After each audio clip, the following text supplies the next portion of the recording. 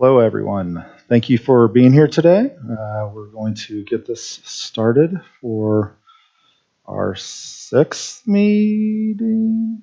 Okay. Taking a wild guess. Seven. Okay. I was never good at math. As usual, thank you for the observers. Please respect the process and understand that we're doing important work here and keep any interruptions or about just no interruptions. I appreciate that. Let's go ahead and do a check-in process real quick. So elephants in the room or distractions, time constraints, how are you doing, what your name is, and the question of the day is, when you were a child, what did you think you were going to be when you grew up? Not what you are now. So Phil. All right. Good afternoon, Phil Bedford, Executive Director of Employee Relations. No time constraints, no elephants today. Glad to be back after being absent last week. My apologies. What did I want to be growing up? Oh, I was going to be, without question, an NBA basketball player. As you can see, it didn't work out. Stephanie Jones, part of the Jcea bargaining team and behavior systems coach. No elephants, no time constraints. And what I wanted to be when I grew up was a vet. Hi, everybody. Monica Nurenburn, Executive Director of Professional Learning. I always wanted to be a teacher, never wavered from it. That's what I always wanted to be. Although there was a slight minute that I wanted to be a pediatrician. So if I had a second career, I'd be a pediatrician. Awesome. Brooke Williams, educator, JCA president. I wanted to be Wonder Woman. Did a lot of spinning and running around in big belts. Elephant in the room. Fun fact, lost my kids' social security cards, so I'm kind of worried about that. So I'm thinking about where the hell I put them. So if I seem distracted, I'm just thinking and retracing all my steps. Dang taxes. Dale Munholland, JCA Vice President, Social Studies teacher at Pomona High School. I don't have an elephant. I think it's like, I don't know, maybe a koala bear or something like that. I just want to remark on how different this year is from past years. We've made a lot of progress. We've got things TA'd, and we're moving in a direction. It seems like at this point last year, we were like, we hadn't done anything. So it just feels very, very good, very much more positive than it has been in years past. So I think that's good. Time constraints, again, I got to teach tomorrow, so there's that.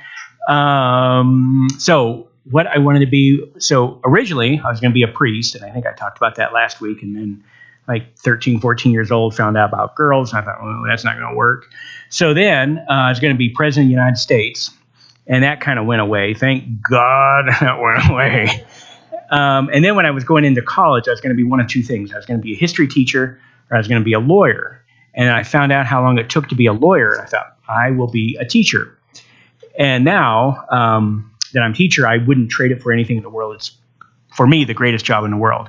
However, at the end of the month, when I get my check, I go, I should have been a lawyer. So. Rob Cassidy. I'm a science teacher at Stanley Lake High School with the JCA bargaining team. I don't have elephants today. Like Dale, I do have to, well, I don't know if I have to teach tomorrow or not because we're giving the SAT, and I'm the person proctoring all the people who are late.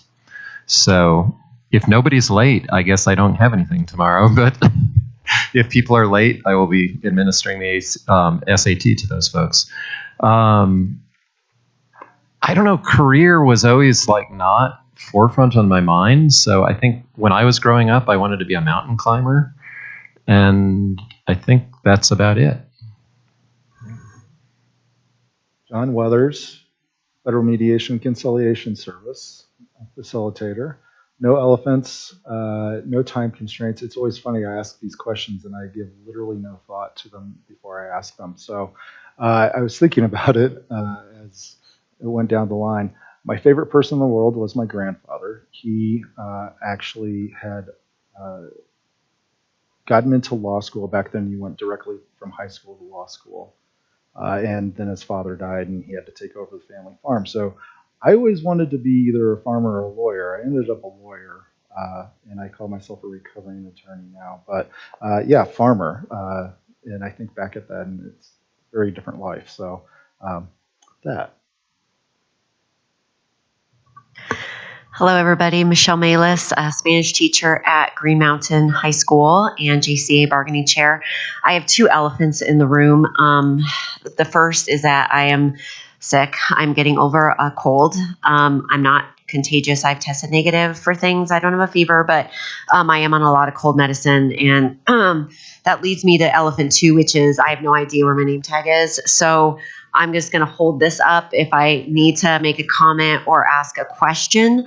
And there's a possibility that if I run out of gas before the end of the night, I might be checking out a little early. I'm going to stay as long as I possibly can. And as to my career choices, it started as astronaut, then psychologist, then lawyer, and I actually went to school pre-law and then switched to education. So, I think for me it came down to you spend a third of your life at your job working. So what do you want that work to be? And do you want it to be something you enjoy doing? And this is work I enjoy doing. So here I am. Good afternoon, everybody. I'm Kim LeBlanc Esparza, Deputy Superintendent. On no time constraints. I don't have any elephants. I actually look forward to being able to pack away whatever was going in my head before I walked into this room. So I'm grateful for that. As far as I went through a myriad of things that I wanted to be, every time I went through something, it all had to do with the same thing, math and science. So I thought I was going to be a surgeon. I thought I was going to be an aerospace engineer. And then I started tutoring kids. And I figured out that's what I'm going to be. And I became a math and science teacher. And funny, I said I wasn't going to be a surgeon or I wasn't going to be an aerospace engineer because I'd have to go to school too long. And my daughters like to say I went through the 28th grade. So there you go. Hello, Richard Sanchez. I teach 6th and 7th grade social studies at North Arvada. No time constraints. An elephant that's kind of like in the back of my mind is it was talked about loosely, just in passing about maybe April 28th, that day being an all-day bargaining thing. And if that is something that we're going to pursue, I would really like to let my principal know sooner than later. Oh yeah, what I wanted to be when I grew up. In this order, I wanted to first be a Ghostbuster. Then I fell in love with G.I. Joe, so I wanted to join the Army. And then I wanted to be a famous DJ, because I watch a lot of MTV. And then a baseball scorekeeper. And now I'm a teacher. So yeah, I love it. Good evening, everyone. I'm Amanda Perazio, Executive Director of School Leadership. I have no elephants in the room that I can think of at the moment. Don't worry, if one comes, I'll let you know. And I have no time constraints. And when I always wanted to be a teacher as well, just like Monica. There was a quick moment where I thought that I wanted to be a business major and work in language translation and interpretation. I speak Spanish and French. And instead, I decided to teach Spanish and French. And then for another quick minute, I thought I wanted to be a pharmacist. And then I realized how long they had to go to school and said, never mind, I'm good. Lisa Elliott, no elephants, no time constraints. I work for Jcea. Well, my dad always told me I should be a teacher, so I definitely didn't want to be a teacher. And then when I was 13, I wanted to be a veterinarian. And then in high school, I took an aptitude test, and it said I would be a good forest ranger. But my school counselor said, but of course you're a girl, so that wouldn't work for you. That's how old I am. They could still say that back then. And then I didn't really know, and I just decided in college to study what I liked, which was I double majored in English and history. And then when I decided I really did want to be a teacher, I became an English teacher.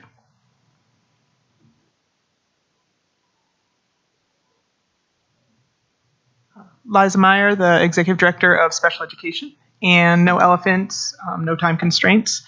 I grew up with a family of educators, so I no way wanted to be an educator. And everybody told me, much like Lisa, like you're gonna be a teacher. And it wasn't, and I stumbled through, never had a clear path. And then it was really my first day of student teaching in a high school when I was in college that I was like, yes, this is it. This is awesome, and never wavered. So yes. Anthea Justice, Learning Specialist at Ryan Elementary. No time constraints, no elephants. In terms of, let's see, what I wanted to be growing up. I think before I was 5, I wanted to be ballerina. And then I got to kindergarten and my mom said I came home the first day and said, I'm never wearing dresses again because you can't do all the fun stuff on the monkey bars and flip upside down. So that dream went away pretty quickly. But I'm pretty sure it was, if I wasn't going to be a writer and an author, then I was always going to be a teacher because I used to turn empty shoe boxes upside down and put my stuffed animals with seating charts and then apparently do read alouds and teach them. And they were very good students.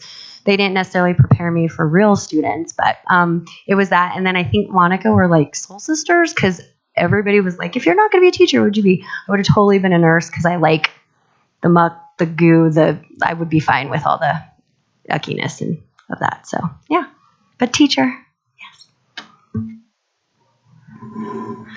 Kendra Geis, 5th grade teacher at Swanson Elementary. No elephants, no time constraints. I always wanted to be a teacher, was forever playing school with my stuffed animals, and whenever I could get my brother to sit still to be a student, he would be one of my students. For a brief time period, my neighbor and I, we had matching pink Huffy bicycles, and this was back when Chips was a popular TV show, if you remember that, with Eric Estrada. And so we actually believed we were the female counterparts as we zipped up and down our streets, but always a teacher. Krista Wilson, principal at Columbine Hills Elementary. Elephant, I was late. I apologize. I was in the IEP meeting, which is a celebration. A student got accident, and it's always awesome to see the work that staff is doing for kids. So, no time constraints. I should have known I would always be a teacher. I, like many, played school all the time.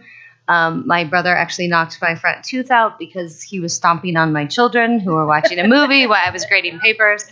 But I didn't actually, I did, was a teacher, but went to school to be a biology major. I knew I always wanted to work with students or kids, but thought I wanted to be a pediatrician. So went on that track and then didn't switch my major until my senior year. Called 2 people, my dad and my 1st grade teacher.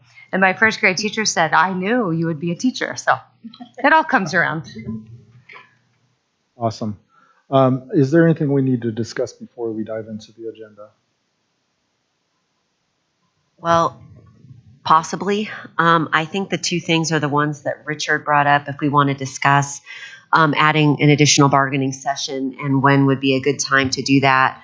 I don't know whether you guys had done any talking or thinking about that, but I know that we have that April 28th, 9th, whatever that Friday is, the in-service day. It's an on-contact day, which I know that some people do have professional development that they are required to be at, and that they want to be at as well. But this also had occurred last year, and some people just ducked out for a couple hours, did it on Zoom, or did whatever they needed to, whilst the rest of the group continued the bargaining process. So, do we want to discuss that now? Do we want to, put it out on the table, discuss during lunch, and come back? Dinner and then come back after dinner. But I think we should get that ironed out maybe tonight, to let people know. Yeah, I think we do need to figure out whether I think we've opened every article if I see right from my notes. So we still have some work to do on there, and we have compensation work to do. We talked among our team last time at the end of the evening, and I know that our 2 principals on the team have to lead their teams at least until probably around noonish. So for them, they could join us if we decided to do a noon until. Phil cannot be with us on that day. He had prior plans. But if we're going to respect our norms, that we keep going. Even if we have someone absent, we're fine with that if we want to do that. It just kind of depends on the overall will of the group if people want to do that or not. Okay, Richard? and Liza, that's right. You did tell us that you won't. So we are missing team members if we do the 28th. Richard?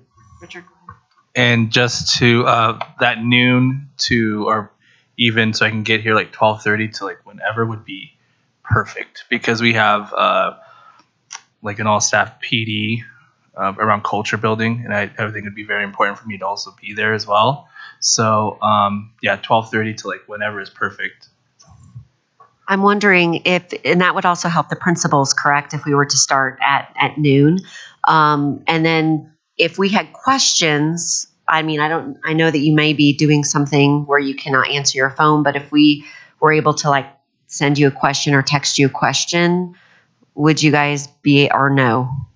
And not Phil, you're unavailable. You're out of town. Okay. Well, then Liza said she can. you would be okay. You'd be in. I think another factor is the legislature. If the legislature is still, I won't say the word I was thinking, messing around on the 28th, and they haven't figured out school finance and all that, then maybe it may not be worth it.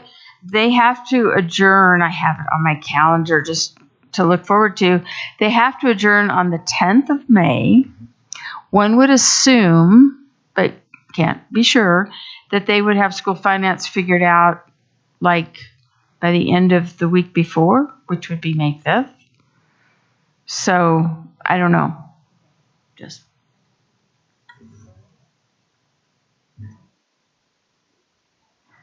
Just to throw out an idea, would there be a possibility of the 26th date to start that earlier in the day? We have from 4 until 9 scheduled, but we could start maybe earlier and have a longer session on the 26th, possibly. Or perhaps May 4th, since that would be closer to when the Finance Act would be completed. Because we do have that bargaining session.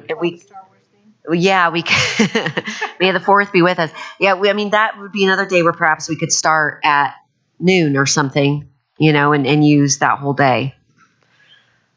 So maybe let's tentatively hold those dates as possibles, and when we get closer, both, but May 4th, let's prioritize May 4th, but also possibly if May 28th, if it's looking to be tied up sooner. April 28th, if things look like they're tied up sooner. If not, May 4th. Go ahead, Ron. Yeah, I would prefer the 28th if things are wrapped up. And I think the teachers in general probably would, because I think May 4th we'd be missing classes.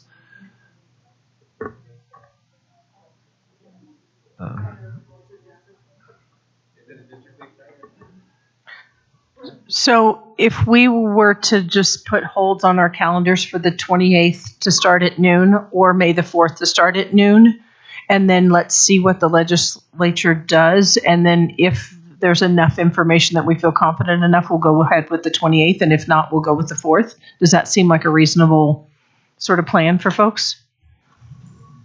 Yeah. Well, Dale? Just real quick on the 4th is fine. I will probably be late. I got a speeding ticket and I have to go to court on the morning of the 4th. So,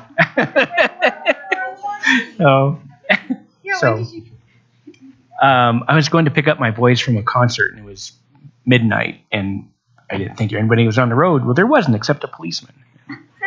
So, Kendra. I'm fine with either date. On the 28th, even if we started at noon, I have a virtual training for illustrative math, so I'd have to be like in and then back out and then back in. And then the 4th, even though it's a 2-hour delay, it's our field day, so I'm not willing to get a sub for that. So I would just come at our regular time later in the afternoon.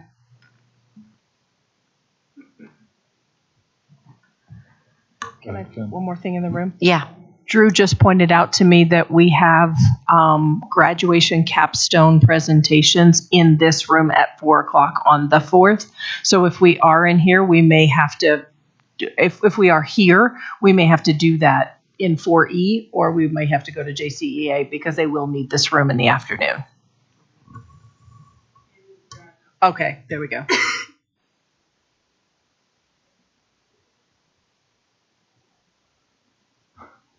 Okay, anything else? Anything?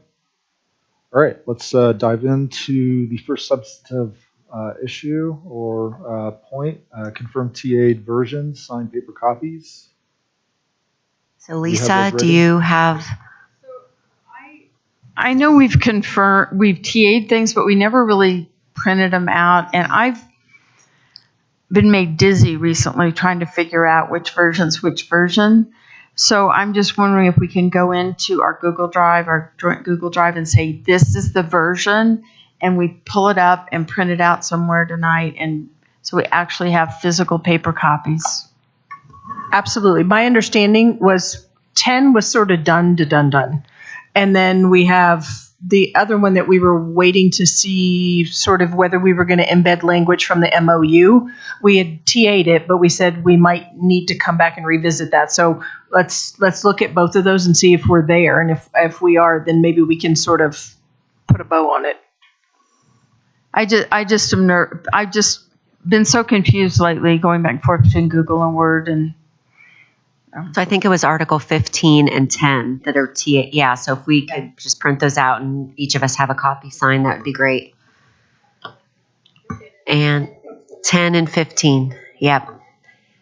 And then I think we're headed into some Article 17 items. So just to be clear, and hopefully you guys saw that on the agenda, we are still working on through some issues in the Article 17 language, so we are unable to present the entire article with changes that we would like. We're hopeful to have the entire thing ready to go next week. But we do have 2 sections that we'd like to get you tonight so you could start working on those. And we also have guests in the room that are here to talk about both of those issues. We want to honor their time and the work that they put into this. And so I believe we're going to start with our Warren Tech folks and the salary schedule, because last year as we produced a new salary schedule for our educators, there was also simultaneously a Warren Tech schedule, which was completed first, but didn't reflect the 6th lane that we added. And so we are going to be having those people come, I believe, to the table. And then if you have the language or the chart or whatever, we can put that into the agenda. So if we want to post it up, I'm not sure if you have that available. And then right after we're done with that, we're going to move into CTE. Okay.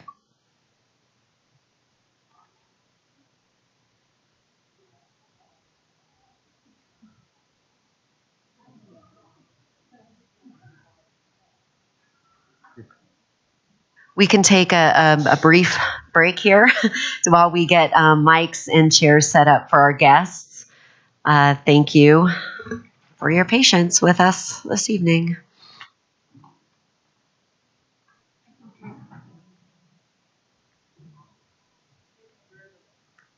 And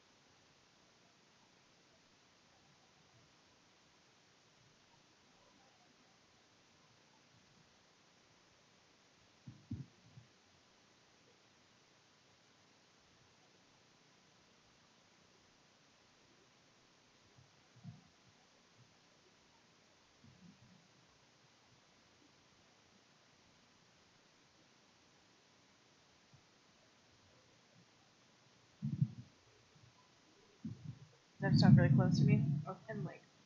Pen Lake. Okay.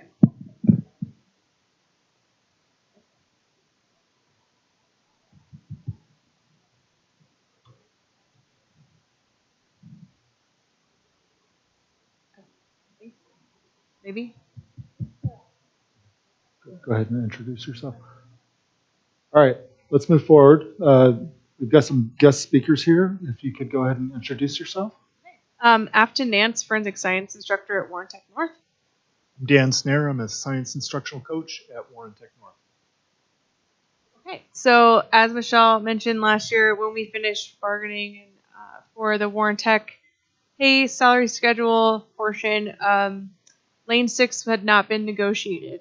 And so it's been difficult to move one of our persons to Lane 6 because we don't have that in place. So we just would like to, we wrote, I think you can see it, is it attached? We just added a Lane 6 with the hours and the number of years and the everything consistent with what we've been doing with the HR so far this year with moving people on the pay scale. So, and we wanted to thank everyone for that work. Last year, we've been able to move 27 Warren Tech teachers to non-Warren Tech teachers on that pay scale. And it's, it's been awesome. So it's about an average of 16% for those people who were stuck in the bachelor's lane for many, many years. So thank you for that. I'll just add, early on in the discussions, there was a lot of acknowledgement that people preparing students for industry was just as important as preparing students for college. And this new pay scale honors that. And the reason for the Lane 6 too, we do have someone with a PhD. It's just not an educational PhD. And so they cannot move still. So we just wanted to rectify that.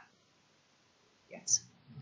Do you want to say just a few words, Afton, about the work you've done with the HR team and all the courses? Yeah, sure. Because that was a lot of work. I think you should just mention that and give a shout out to the HR team that worked with you on that. Absolutely. So Laura Velarde from HR has been working with Annie Evans and I. Annie couldn't be here tonight. She got a new puppy, so she's busy with that. But that has been about 26 hours of work since September, meeting on Fridays to go through every single person's credentials who needed to move on the pay scale, any certifications they had, any transcripts they have, anything that could move them industry-wise over on the pay scale. And so we also have charted all of that. So now it's in a document so that when HR does hire, like we just hired a dental assisting instructor. So we put all of that into the spreadsheet as well. So all her stuff's in there for next year. And then if we hire another teacher in the future, then they could use that to match any education that person has. And so that's what we've been working through, is putting as many of the cluster and program instructors into our system so that anytime HR now hires someone or has to move somebody, they can just use that to look up that information instead of, wondering, does this count? Does this count? How does this work? And so it's been really great to work with HR with that, because I think now they have an understanding too, like, I'll accept these credits to transfer because it deals with your Warren Tech class you're teaching, the CTE class you're teaching. And so it's helped a lot of people to be able to move. So we have that now for the future as well. All right, any questions? Phil, go ahead. No question. Just an additional comment. I really appreciate all the work that's been put into this. Knowing that Afton, Annie, Shelley, Marna, who are here tonight, as well as our HR team, have worked really hard. I think one important thing to recognize too, that I think has been lost in some of the conversation, is that the schedule is layered on to the teacher schedule. It's not a separate schedule. And I think there was some confusion early on that we were going to have a separate schedule. In essence, the beauty of this is they've layered this on very nicely with the additional hours of time to be able to move from one lane to another, which I think in most cases in other districts, I can tell you that it's become very restrictive. And we have expanded this schedule for our CT folks. And quite honestly, in talking to others from other districts, and I'll have a meeting again tomorrow morning with them, they're very envious of the fact that we did this because they're looking at this schedule and the work that all of these folks have done as the exemplar in the Denver metro area. So kudos to the whole team.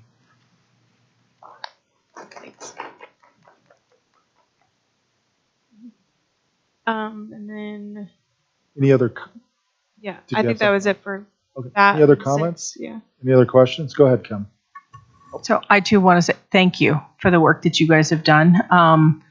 This is a lot, and it's impressive that folks took the time to get it done and get it done right. So thank you for being really thoughtful and trying to make sure that our folks that are teaching coming out of industry have the opportunity to fit into the schedule in a way that makes sense and is defensible and feels justifiable and respectful, right? So thank you for that.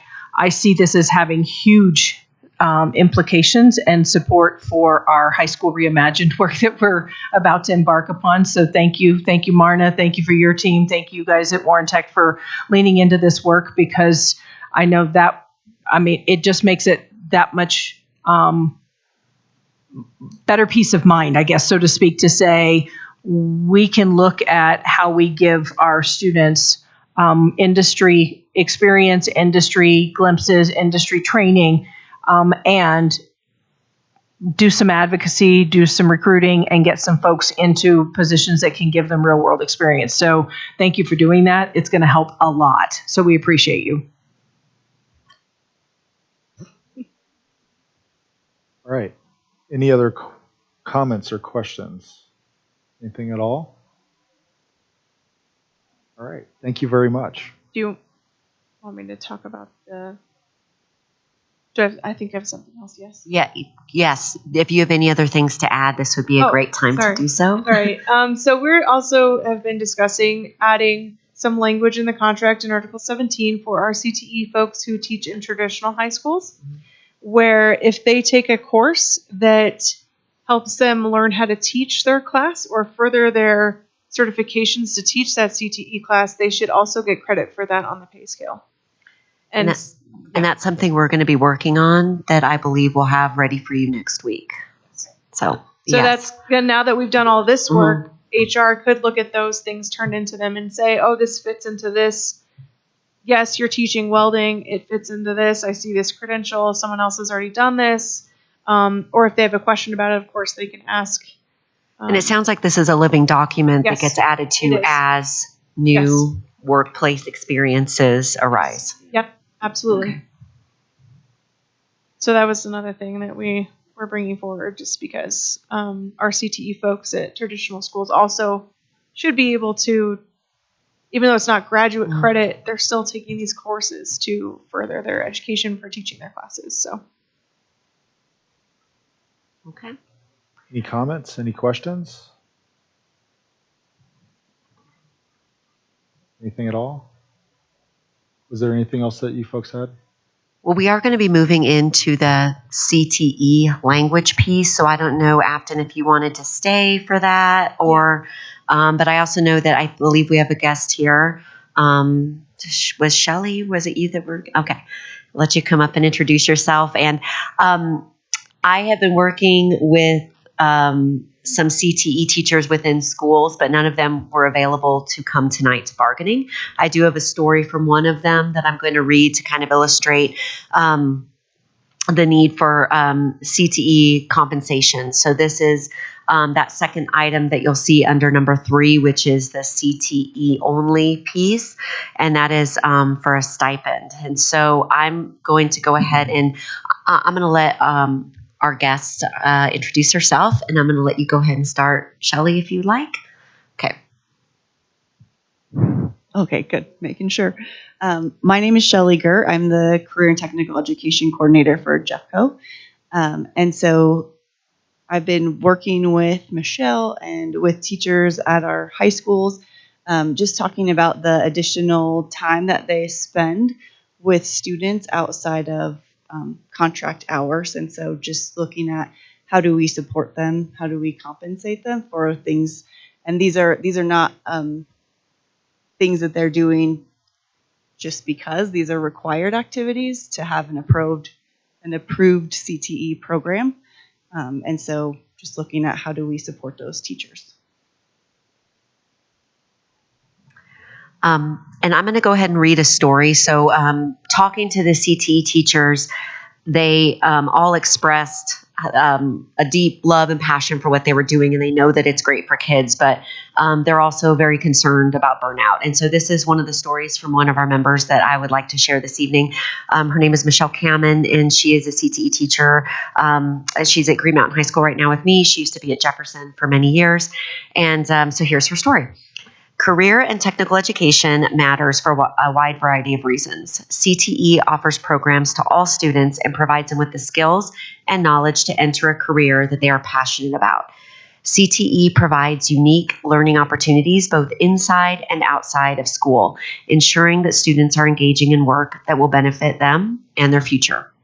CTE is grounded in authentic industry partnerships and current research that best prepares students for the workforce. CTE programs have student leadership organizations that allow all types of leaders to flourish and find their voice.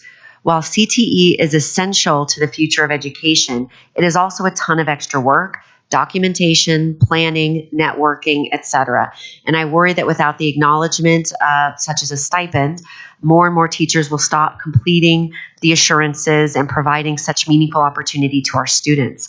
As a CTE teacher of 12 years, I can personally attest to the burnout that I have felt to maintain an approved program. Involvement in career and technical student organizations alone deserve a stipend, as they involved year-long extra planning, student recruitment and mentoring, fundraising, attending local and state conferences, supporting students in their projects, chaperoning, and more. Additionally, we must find time to network with industry professionals to create authentic partnerships who will collaborate with us regularly. With the little time that we already have as teachers, these collaborative meetings are happening well outside of our contract hours. I believe that this is just as much, if not more, work than an athletic coach, and we are currently doing this for no additional pay. For the reasons stated previously, I wholeheartedly believe that CTE is what is best for all students and is the future of education.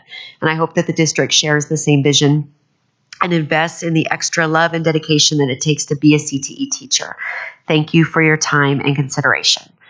And so I think that was a similar sentiment that I got from a number of the CTE teachers that I communicated with. And I believe you also were a CTE teacher at one point and experienced the same. I know that we've expanded those CTE programs with our schools, and our kids have had great success, and they have truly developed into leaders within those programs.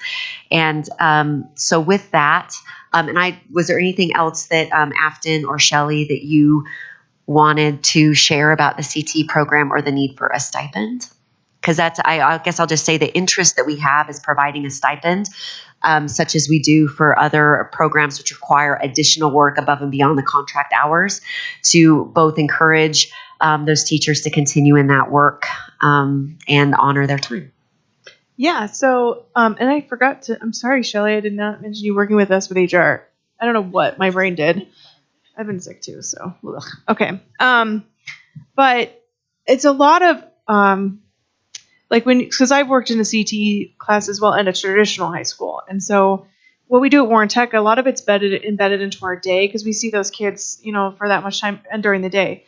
Traditional teachers, they have to sometimes hold their CTSOs after school, like a club, because you may have 2 or more CTE classes and they're all in the same career and technical student organization, and you have your officers, but like everyone has to meet after schools a lot of times. And so they're staying after school to do that work. There's also a lot of paperwork involved. There's a lot of extra time doing that so that we can track our progress and the things that we do, so that we can have work-based learning tracked, so we can get funding from the government. There's a lot of stuff that goes into extra time where it doesn't fit into your planning time too, because you have other things, right? During your plan, you have to still grade. You still have to plan if you have more than one prep. Like most of the time, traditional teachers have more than one prep. And so the CTE classes become even an extra prep on top of that, with all of the paperwork and the documentation we have to do, which Brooke teaches a CTE class. So she can also attest to the amount of work and time that it is. But okay. Go ahead, Brooke. Well, I was just going to say, I was a CTE building lead for many years at Alameda, and so I helped teachers become CTE certified, and we actually helped to grow programs within our school, one being an agricultural program, a medical program, and I think they're working on the teaching program for students. I can't, the words are like escaping my mind right now. Because all I can think about is the legislation and funding. So, but what I noticed is I got a stipend as a CTE building lead, but my colleagues were not getting a stipend.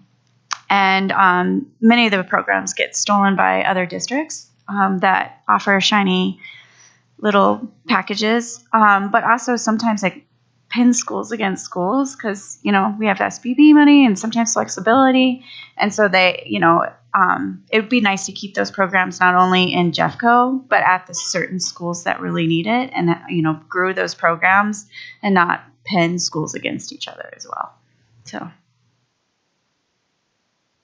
I think there is a list somewhere of the districts that offer stipends and how much they offer. I'm looking at that right now, actually. So there are a number of districts that are currently offering stipends. Just as for example, we have Aurora at $2,000, Cherry Creek at $1,000, Douglas County $3,600, and it looks like Littleton is at $5,200. So and then there's some Park County $1,400 and Poudre is at $1,000. So and then some offer a percentage. So say 0.2% of salary. So there are definitely different stipend levels that other districts are offering, and that's who we want to remain competitive with, that we don't want to lose our CTE teachers to.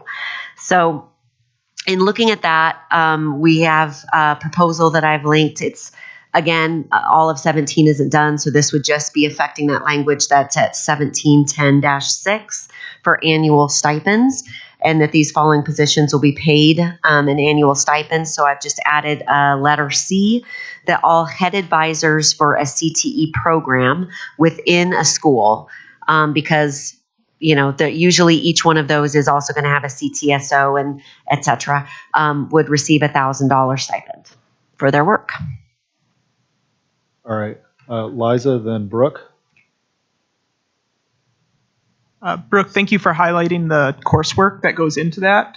Way back when I actually went through and got my CTE certification, so I appreciate, and what running a CTSO is extra and added on. So wondering if, Shelley, you had any data on how many programs we have across the district that aren't War and Tech associated, but in our traditional schools?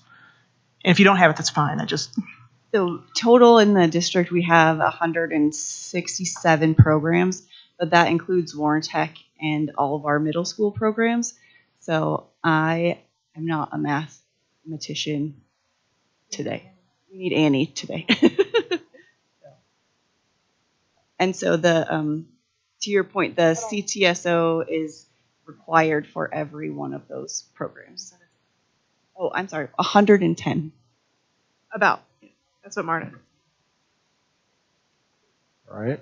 Brooke? Didn't get that. So a couple things. I've been asking David for several years, because the more CTE programs that we have and CTE certifications we have, it actually brings in more money into our district, federal and state dollars. And I had asked for years how many federal and state dollars we were receiving for our CTE programs, but I don't think that I ever got that before the departure.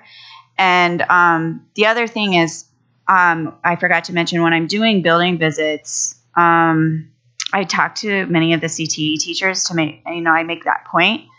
And it was, it's sort of disheartening. I was at a high school the other day, and one of the teachers was like, I'm just going to let my license lapse because it's just so much work and I don't get anything for it. And I just don't see the point anymore. And so I also want us to be wary of that, because if we don't start doing something, we're going to lose CTA programs and licensed teachers, and it's going to hurt us in the long run, and we're going to get less money overall. Kim? Oh,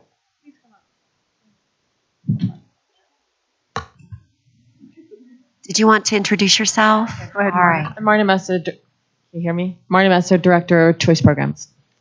So as far as the money, we do get funds from several different sources, and one of the sources is Perkins, which is federal funds, and that is not something that goes out. It really is to support equipment, things like that, professional learning, innovation that's happening. I believe the funding that we're referencing is the Colorado Technical Act. So the Colorado Career and Technical Act, is the major reimbursement funding that we get from the state. And this is part of the requirement. The state has to give back money in order to have a Perkins program, and this is the way they do that. That percentage usually is based on how much we spend. So you can approximate that we get about 24% back every year from how much we spend. That money currently gets divvied up based on the programs and expenditures at each school. And so it is given to each school as part of the SPV process. So that is added in, it goes through budgeting, goes right to the schools for that reimbursement. So that kind of gives you that piece. There are other funds, but it really is based on teachers doing industry certs. They get money that comes back for industry certifications that they do. So our teachers do, from their work, bring back quite a bit of money into the school and into the programs. Kim, you still have something? So a couple of questions I have. First, have we ever provided financial support to our educators for getting their CTE credentials? Or do we? It depends on what school you're at. Because the school that I was at when I was getting my CTE paid for it. But if you're in another school, they may not. So it depends on your administrator and what they're willing, they can pay for. So we're depending on school by school to determine that. Yep, It's inconsistent. It's about $90 for them to get their certification, and it depends on the school. Yes. Okay. Thank you. And this is a really stupid question. I apologize. What is the range of cost for a CTE teacher to re-up their certification? It's the same as your teaching license, so it's $90 to renew your CTE credential. And typically, if you have a teaching license and a CTE credential, those, once you have professional of both of those, they combine, and so you don't have to do them. You don't have to renew them separately. You just renew for your license and your credential. But there are classes you have to take to become a CTE teacher, and so mine were like maybe $250 a class. Those are free now. They're free now. Okay, well they were not free when they were not. They didn't. Sure. That's good. Yeah, that's good. I did not know that. Thank you. Monica, go ahead. I didn't know if you could see my tiny I could. one because I forgot my big one. So are there parameters around how the money is spent at the school once it's distributed? I'm seeing a no, but I'm seeing a mic grab. Yes and no. We do communicate that money should be spent towards supporting CTE. Schools, depending on their needs at the building, some schools may use it to offset FTE needs at a school versus some may use it to offset professional learning. So it is school by school needs dependent based on how much money that they have coming in to support those programs. So it could be used for renewal, coursework of the CTE teachers if professional learning. Right. And some schools that have larger programs will have more money coming back, Yeah. which allows them more of that option to be able to help. And the when I heard you speak, Brooke, to some teachers that were saying I might as well just let it lapse, I'm curious to know that may not necessarily be like the money, but the actual time for the coursework, or Well, there's a lot of things that you have to turn in every year to meet your requirements, and so it's a lot. Like as required by the state. Yes, like you have to take pictures of your like working space and that it's inclusive but it's safe. And there's tons of documentation. It's been a while since I did it, but it's a lot. And it takes hours and hours of time in addition to your CTSO and then also teaching your classes and your planning and your grading. So I think it's even, they've added to it since I've had to do it last. So, because I'm just wondering, like, how do we create, like, just as professional learning, like, how do we create like PDUs or something that supports that work so it's not a burden? I don't know. I think the best thing that you could give these teachers is time to do that work. When I was at Alameda, like Shelly came in, for example, and gave us 2 days where we were able to like apply for our licensures and do all of that. But also giving teachers time to complete that work. I think that would be really helpful. If they had like a whole day to enter in that data, I think that would be, because you sometimes have to take a personal day just to get that stuff into the state, and multiple sometimes, depending on your program. And kind of same question. I'm so sorry, I can't remember your name. Afton. What is it? Afton. Afton. Do you agree with that? Like, what would help so that you would continue? Is it the coursework? Is it like the cost? Is it the time? Is it the not the cost? It's definitely the amount of extra work. And like for us at Warren Tech, like our CTSO, what we do with the kids is in the class, but all the paperwork is still outside of class, like our planning time or whatever. Like we still turn on these documents. I always have Shelly try to explain all of the document and how much time it really takes people. Because for me, it might take a little bit because my program's different, but there are some programs that they have 2-year students too. So they have like first and second year students. So they have like maybe even double of what I have to do as well. So I just didn't want to interrupt it. Oh, gosh. So yes, they're called assurances, and they're all aligned to the National ACTE High Quality Framework, which was developed to show like, because we were always saying, what is high quality CTE? And no one could say it. So they made a framework so they could say it. So our state collects a program quality action plan, which is essentially a self-assessment of the program. This is a pretty detailed document. It probably takes an hour, I would say, to complete that. It's rating your program on a rating scale against all of the items in the framework, and then also writing what are some successes that your program sees, and then what are some opportunities that your program has. And then you have to have a advisory committee, an industry advisory committee. This is a group of people that's at least 51% industry. So if the three of us have a program together, we have to have more industry to represent. And they help us talk about what are we teaching in our classes? Are we current with industry standards? What type of equipment should we get? What type of work-based learning is best for students? That type of thing. And then as well, that committee helps write a advisory program of work. And a program of work is essentially goals for the program. So they take the program quality action plan, the self-assessment, get with their advisory committee, and then come up with a program of work. Teachers also have to have the CTSO, which we talked about. They can have either a nationally recognized or a local CTSO. So the national CTSOs, some of you may know, like FCCLA, DECA, FBLA, FFA. But they could also have a local CTSO. It just requires a little more documentation if you have a local CTSO to prove that it's co-curricular. So these are, like Afton was saying, these are supposed to be co-curricular opportunities for students.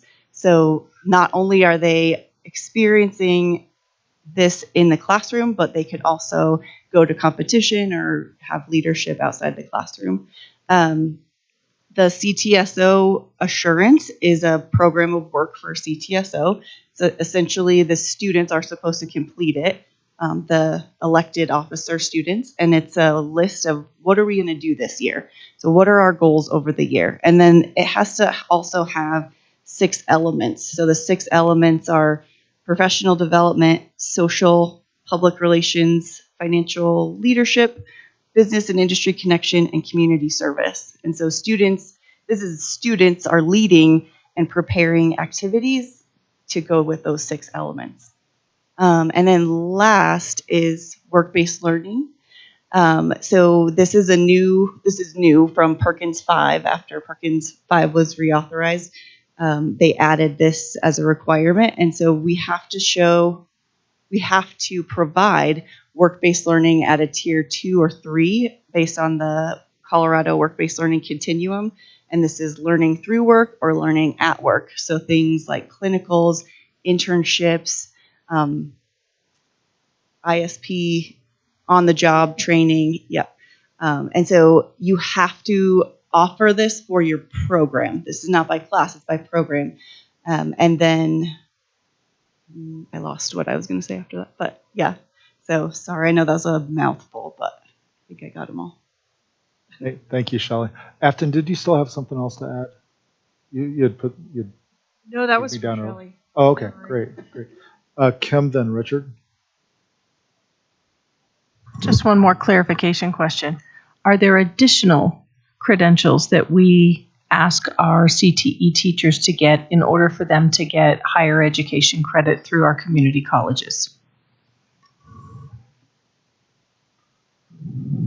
So often, if they have a CTE credential, they can often qualify for our higher ed. They do not have to pay for an additional credential at the higher ed, but if they do offer concurrent enrollment, that is additional work that they might do. Richard? Did I hear correctly that some schools, because they have the funds, will pay for CTE trainings, and other schools won't? Not training, just the Oh, sorry. licensure. The licensure, yeah.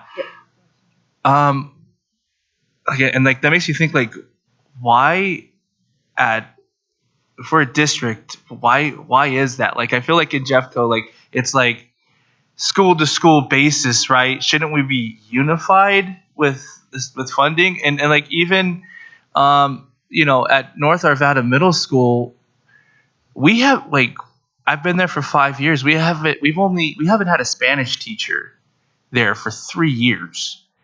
And so, like, I'm thinking to myself, like, but there are other middle school that have a Spanish program or a foreign language, just a foreign language in general. And like, I'm like, in the back of my head, I'm like, well, if other schools why can't North Arvada have like that type of funding or that type of help? That's I thought. It doesn't seem to be working that well. I'm just gonna lie, like that school to school basis, and I'm not trying to like. It doesn't like we're Jeffco, right? Not North Arvada Middle School and everybody else or something, This is why I like our new administration. I believe that is definitely a goal that they have to try to bring some equity and consistency across all of our schools and opportunities for all of our kids. And, we've been in this spot where some schools do have more and some do not, and they are definitely trying to figure that out. Bill, then Brooke. So a comment, then a couple questions. First of all, a comment would be, I think it's very unique to have administrators and teachers presenting jointly. It's refreshing, quite honestly. So it's nice to see. The questions that I have, a couple of them. So putting our administrators here on the spot, we have a proposal from Jcea for $1,000 stipend. And with you being here, I'm assuming you're supportive of that? I've not read all the language. I'm assuming that the $1,000 is for our CTSO leads and that kind of work at this point in time. And I would say, yes, I am supportive of the work that they do. And there does need to be something additional for those teachers. Okay, and then the second question I would have is more in tune, and it's more of probably an internal thing administratively, but knowing where this money's coming from. Is it coming from your Perkins money, your CT funds, et cetera? Because I know last year we ran into a little bit of a problem. There was some language negotiated where we were paying CTE teachers $100 for their overnight. And lo and behold, principals weren't aware of that, and we had some finagling to do to figure out who's paying for what. So I guess I would have some concerns as to where this would be coming from. If it's coming from your allocations in CTE, you've budgeted for it, or whether this is a request of the district from the general fund. This would be my question too. So we do have a small amount of money that's set aside to help support some of our CTE teachers.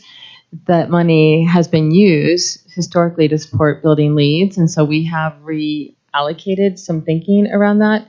At the same time, it may not be enough to cover all of that. So I think that we do have some money that we can put down as part of this, but then we also need to consider how do we do those days that we talked about to make sure that our teachers can have a day to do some of the additional work that Brooke referenced before. So I believe we have some. I do not believe we may have all. I'd have to look at all the numbers. Brooke, then Kim. Well, mine was just a follow-up comment to Richard. And I also do think we're trying to get more systematic things in place, and we've been advocating for that a long time, but I think we are finally being heard on some of those things. But I also think, SBB has an effect on what schools are able to do. And so, I think this is another point for us to kind of point that SBB can be a problem because some schools choose to do certain things with that money while other schools can't. And then it pins schools against each other. And then we become a district of schools again and not Jeffco. So. Kim? I appreciate the perspective on that, Brooke, honestly. And I too want to speak to that because I do believe, and having been here now about a year and a half, I would say our district, our superintendent talks a lot about system autonomy and systemness, really kind of looking at how do we support the fact that we have very different communities and honoring and respecting that, and also creating a system by which we don't create inequities on purpose, right? And so I think part of that conversation, SBB does contribute to that, and there are positives to that we allow people to make choices based on what their schools need. And at the same time, we've got to have some conversation around how do we find that just right tension, because saying that some teachers get that support and some don't doesn't feel good if you're the teacher who doesn't, and that's not okay. I think Shelley had a response. I feel like this is Afton threw you under the bus. It's fine. It's fine. She always does. It's all right. Just kidding. I just wanted to say also for funding, back to what you said, Phil, we did try to pay for stipends with Perkins a few years ago. We were told that since CTSOs are a required part of a program, that's supplanting, and we cannot use Perkins funds to pay for that. And I just wanted to re-mention the $100 a night is for all CTE teachers across the district, which would not be part of the stipend, just because like some teachers don't go. Like I don't take my kids on overnight trips, but yeah. Okay.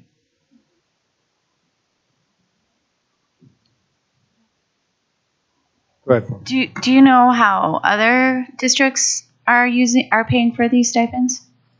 I mean, have you reached out to see how they're affording? I mean, because we all get the similar pot of money, and so we've had this conversation with other districts. Oftentimes, unlike other districts, Jeffco reimburses every school for the funding that's been spent. So when we have the CTA that I described earlier, we give that money back out to all of our schools to use as part of this work to offset salaries, support the programs, et cetera. Many districts do not give that all back out to schools. They keep some of that, and so they they have said that they use some of that funding to help pay for additional. So when you say we give it back, it's the money that our schools are using for like FTE and whatever that they decide. Yeah, so we do reporting every August that brings in all the money that has been spent that we can claim for CTA. In that, of that money, when we get that percentage as a reimbursement, we take that reimbursement and divvy it back out to schools based on what they've already spent for the previous year. So they're getting think of it as like a kickback that they're getting for having those programs because they're more expensive to support those programs, et cetera. So that money, oftentimes some of our schools, some of our districts, other districts will take that fund and they will use that in a different way rather than giving it back to all our schools. Does that make sense? So I have one more question. I don't want you to get upset when I ask it, but what percentage of our schools? I know I'm not trying to like throw anyone under the bus here, but again, I'm in a lot of buildings and I hear from a lot of people, usually the angry ones. But what percentage of our schools would you say are spending that money in the way that you recommend it?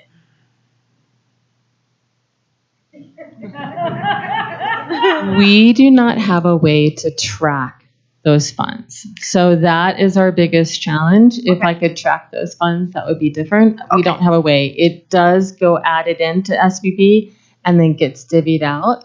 So what we have always recommended is that principals, administrators are transparent with how they are using those funds. Okay. Sorry.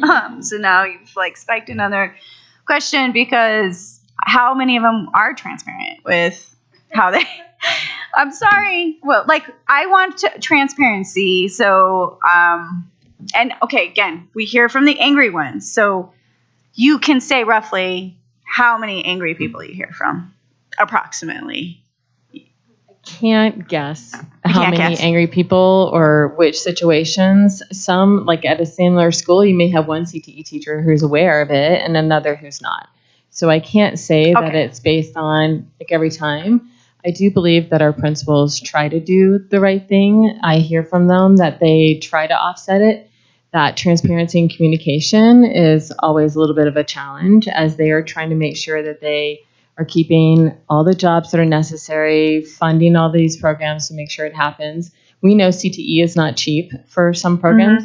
I still have principals who spend money on getting equipment for their building that's several $1,000s. I know that they are spending different funds. We track that and we have to report it. Can you highlight your like top 3 schools that do it well? I would not be comfortable with that because it would just be a guess. Offline. Yeah. Kim, then Dale. I just want to verify what I think I know on this. You all said earlier we have 167 programs when I include Warren Tech and middle school programs, but then I heard 110 not including those. Is that when we talk about the stipend piece? That includes all 17 high schools. We have that many programs that you would be advocating for providing a stipend toward the individual that's leading those. Am I understanding that accurately? Yeah, I think that our traditional high schools are probably a priority, but like I said, middle schools also have to have CTSOs, and our Warren Tech programs have CTSOs. So technically, all of our programs would need a stipend. Like the teachers would need stipends in all of our programs. And yeah. So all 167, not the 110. Correct. Got it. Okay, thank Sorry you. That's for that helpful. No, that's okay. I just want to make sure that I understand. Dale, go ahead. So maybe I missed this somewhere. So CTE brings money back into the school. If you have a CTE program, it brings money back into school. Is there a reason or a way that money coming back into the school couldn't be used as the stipend to go back to the teacher? I mean, it could, but it would have to be mandated to the administrators that that's what they have to use it for. Because when I worked at another school that you and I worked at, Dale, a lot of the CTE funding went to paying for FTEs. It did not go to the CTE programs. I remember that well, Afton. Yes. So there is not any rules saying that it couldn't go back. There just needs to be rules in place saying that that stipend, the money going back into the school for the CTE programs, some of that money would need to be used for the stipend. But there's no rules or laws or anything in place that would prevent that. Michelle, did you have something? No. With Kristen. that being said, then would that cut into those schools who use that money for equipment and FTE to support the program? That then would cut into that as well. So usually those monies, when I say FTE, is not supporting the CTE program. It's like getting another math teacher or another like an English teacher. It's not paying for CTE at all. It's going to that kind of FTE. Okay. Yeah. But schools that use the money maybe to go back and buy equipment, that would also cut into that though too. Yeah, they're buying like a computer lab. Yeah. That's not, or which actually you can't use some money for that anyway. Perkins, you can't. Yeah, you can't use. But anyway. Okay. Yeah. Go ahead. I think it's really difficult to clarify which FTE you're paying for when you look at a budget as a principal. So I just want to clarify that piece. I could say that I'm using this money for a math, or I could say that I'm using this money for my CTE teacher. So I think it's really difficult to go to that kind of place to determine how they're using it. Now, for equipment and things like that, that can be tracked. That's obviously where we could say that this money has been spent in this way. Or for professional learning that our CTE teachers are doing, then it's obvious that we could say that they're spending that money in that way. It gets more difficult when we start to look at the FTE and who we pay. Monica? Just based on numbers. Monica, then Krista. Oh, I think I'm sitting here wondering, and this isn't the first time, and Richard, I so appreciated what you said around, how do we start, and we are, which I also really appreciate, Marna, what you said, of what great leadership we have around really becoming a system and an organization, and how important that is, not that we were an organization, but this idea of how instead of having these silos, which to me is creating a lot of the angst and just the conversations I've had, not just around this table, but in general with the folks that I've spoken with. And I'm sitting here just really listening to what you're saying, and also just wondering what belongs here in a contract and what belongs in guidelines and policy. And I guess that is a real genuine question. I'm looking to you all here, wondering of, as Jeffco, we believe our CTE program, when we give you this money, all schools will have X, Y, and Z.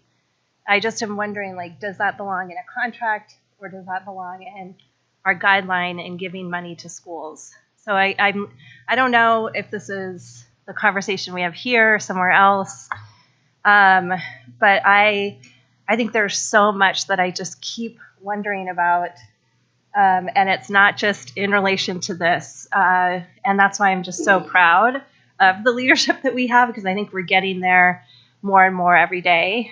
And this is just another example where I'm like, dang, as a former principal, as a former teacher, as a former, there's multiple roles I've done. I'm like, we need to have that system missed. Mm-hmm. And it's not okay.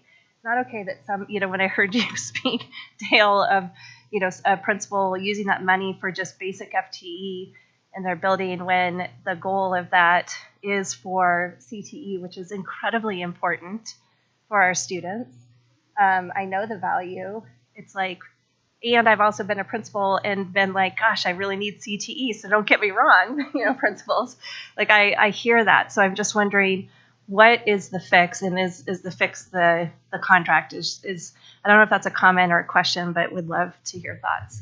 I could respond to that, and anybody else can jump in if they would like. But I would say that the contract language is important because it's an agreement that is transparently created between our member organization and between the district, where we have input from the members that are within their roles. And things that live within district policy, they can be in both places if you like, but those district policies can change based on who's ever in that job. And we've had some experience with that here in Jeffco. And so it's important for us to know that it's been bargains, between our organizations, and that we've all been able to have a say in why that's important, and it lives there. It can also be something that's outlined in like a handbook or a district policy, but this would be something that would be important for us to have within contract language. Oh, yeah, go ahead, Brooke, and then Amanda. Well, and you were asking about fixes. I agree with what Michelle said, but in addition, all roads lead back to funding. So if we advocate for more public school funding together, we can change this, because Colorado is really lacking. And FTE is also important. It is. Yeah. So I think principals are sometimes put in uncomfortable positions because they're forced to be. Yeah, definitely. Amanda.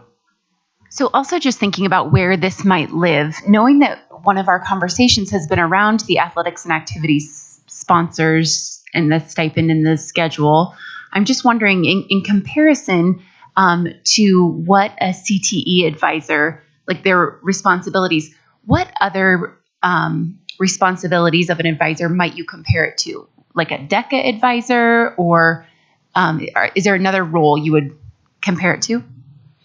So DECA is one of our CTSOs, and no, that's okay. And I thought that was on the schedule, but I don't think that it is anymore. So it may have been at one time, but that's exactly. And so it does.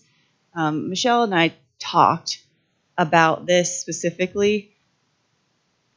Yeah, we did have a conversation around this, and if this is something that CTE teachers would like to develop a schedule similar to that of coaches and activity sponsors, we think that would make sense.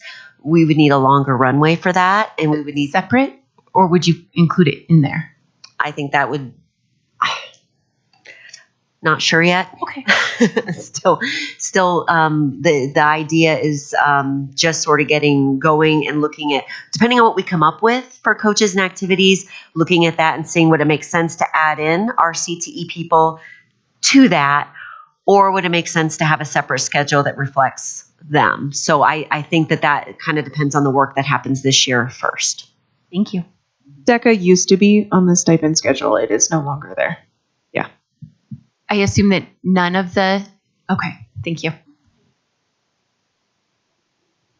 Any other questions, comments? Anything, Michelle?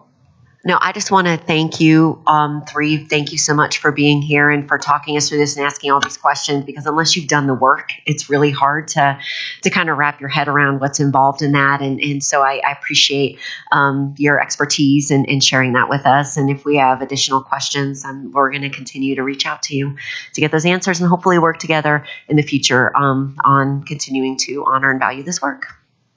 Thank you so much. Really appreciate you all. Thank you, Thank you for your time again.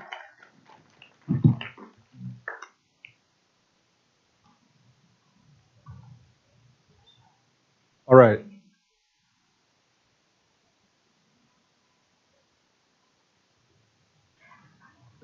We are going to be moving into our next agenda item. So if I don't know if anybody needs to take care of any personal needs quickly. Let me ask this real quick. Yes. I knew that we were thinking about dinner between 6 and 6:30. Is it still too early? Or? Here, let me just speak to that. Yeah, the dinner is supposed to be here sometime between 6:15 and 7. It looked like it was salads and sandwiches. Okay. If everybody's amenable, I would really like to jump into this compensation proposal and move through this and then go into dinner, especially because we do have guests here this evening, which we'll be inviting up momentarily. And so want to honor everyone's time. And so I believe that I've linked the compensation proposal. So as we start going through this, if you want to go ahead and pull that up, Drew, and Kim is going to grab some throat lozenges for me so that I can make it through. Do we want to take a quick one function? Yeah, and if anybody now would need to get more water, take care of yourself, like let's take a 5-minute take care of yourself break. Yep.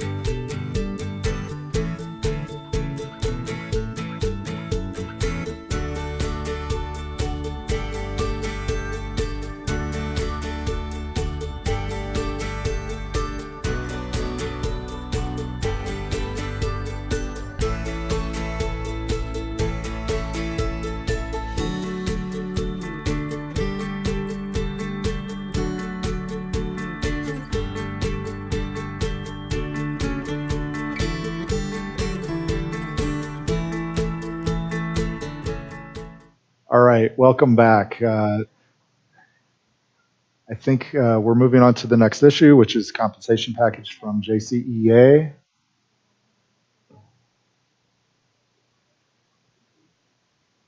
Michelle, go ahead.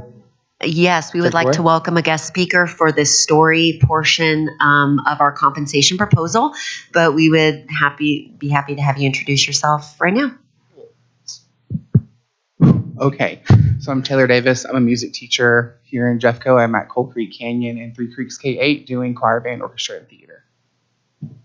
All right, thank you. And we should have our proposal linked into the agenda, so it's up here. And Rob, you're driving and you're also starting, so I'll turn it over to you.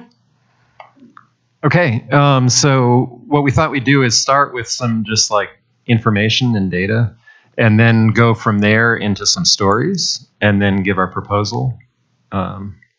So yeah, here we go. And I think, overriding this year, we've definitely had inflation. I mean, it's just been a fact of life this year where, everything's more expensive in terms of gas prices, food prices, housing prices. Pretty much everything has been expensive this year. And, so I have our first panel here is just showing the rate of inflation each month, showing it's been consistently above 6% throughout the past year and into this year. So we've basically been getting, with the same salary, we've been getting less and less spending dollars each month. We then looked at this is looking actually at the quarterly report, because we wanted to get the most current data that's out there, and also kind of factor in, we did have a substantial change in the salary schedule last year, and wanted to look at what impact did that have on the funding and how things are going forward in Jeffco. And this slide shows, first off, that general revenues have gone up substantially in terms of from December 2021 to December 2022. There has been a substantial increase in general fund revenues, I think, as we're coming out of COVID. And, that's good news. I mean, it's great to see a lot of new revenues coming in. Also, maybe heartening is the costs have been well below revenues, which means, I think financially that's a good position to be in, where your general fund revenues is increasing faster than a lot of the branches that are there. One thing of note, I wanted to point out that, we did have a substantial change in the salary schedule. We did have, some concern that there'd be a lot of money being allocated that hadn't been previously allocated. Most of that compartment is general instruction. And it's interesting to see that from December 2021 to December 2022, the cost of general instruction went up about 1.6%. So quite low. It's actually the lowest category there. And that does include 2 months of the previous salary schedule on there. So during the summer, people would still have been earning the old paycheck if you're a teacher or an educator on the Jcea bargaining unit. But it does include 4 months of the new salary schedule. And there are other branches that are there. Special education instruction does have teachers who would be paid on the same Jcea funding as well.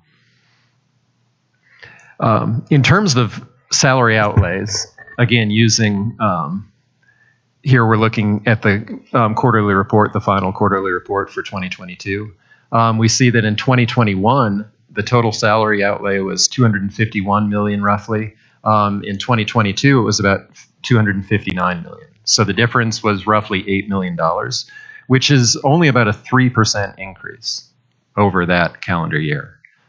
So again, fairly heartening that we've dramatically changed the salary schedule, with some concerns about whether that would be financially damaging to the district. And we're seeing that in fact, the actual increase in salary is not all that much in terms of the total money outlaid for salary.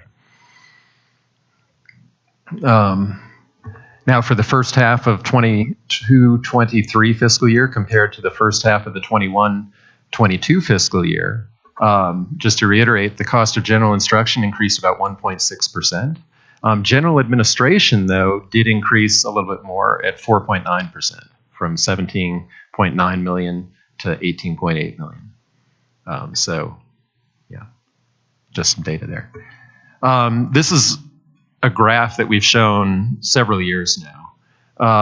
And there has been a consistent, and I think some of this is important, that you do want to, not underestimate your costs. But we've had a consistent, fairly dramatic overestimating of the cost of total instruction. And we've defined total instruction as the cost of special ed instruction and the cost of general instruction, which does include most of the Jcea bargaining unit when you combine those two categories.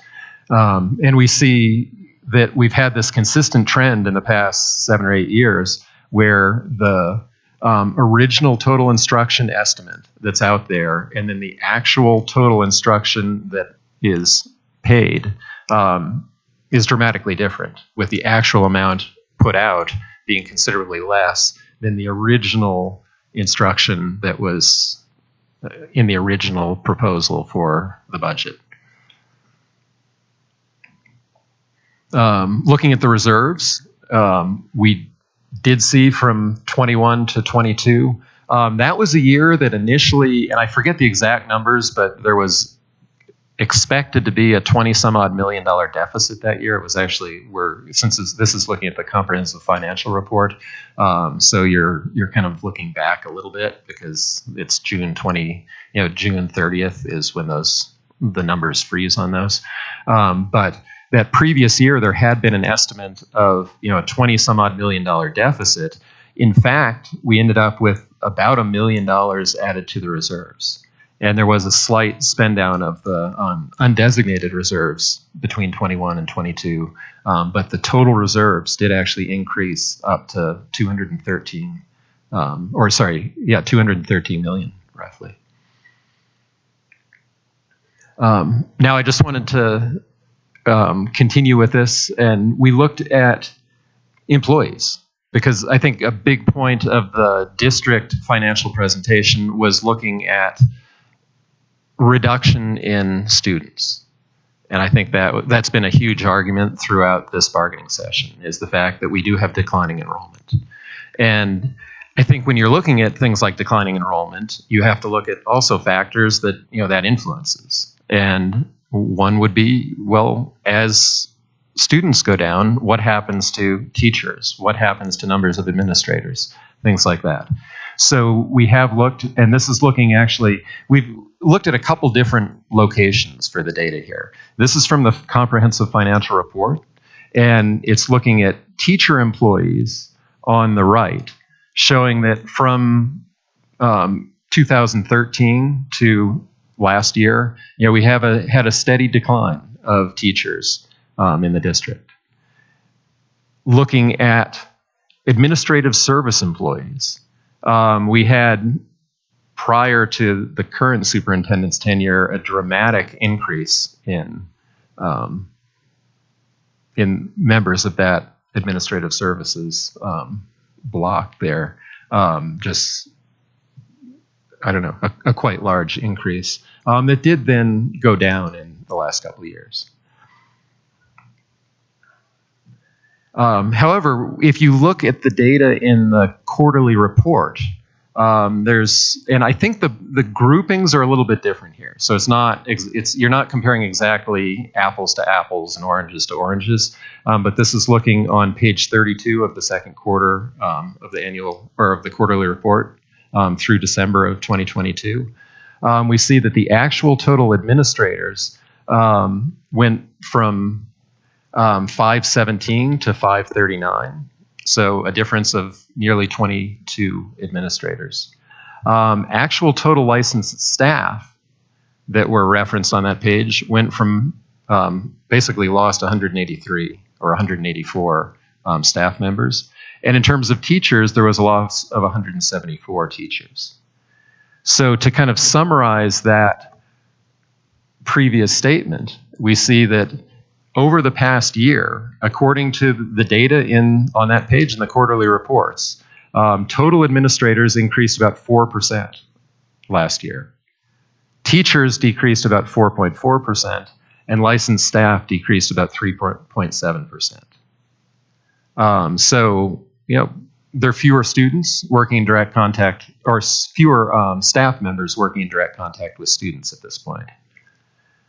If we extend this back for the last 5 years, we see that the total administrator number has increased about 15%.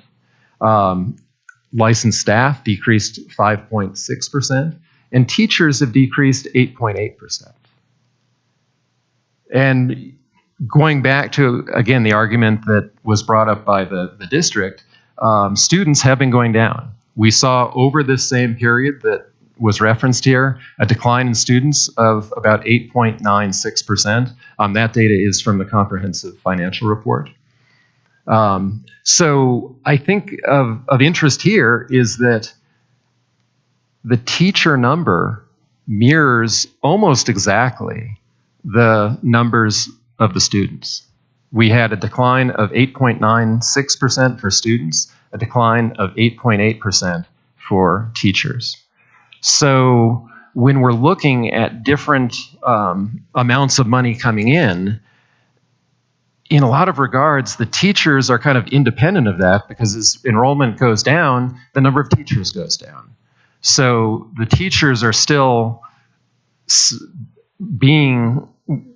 teaching the same number of kids.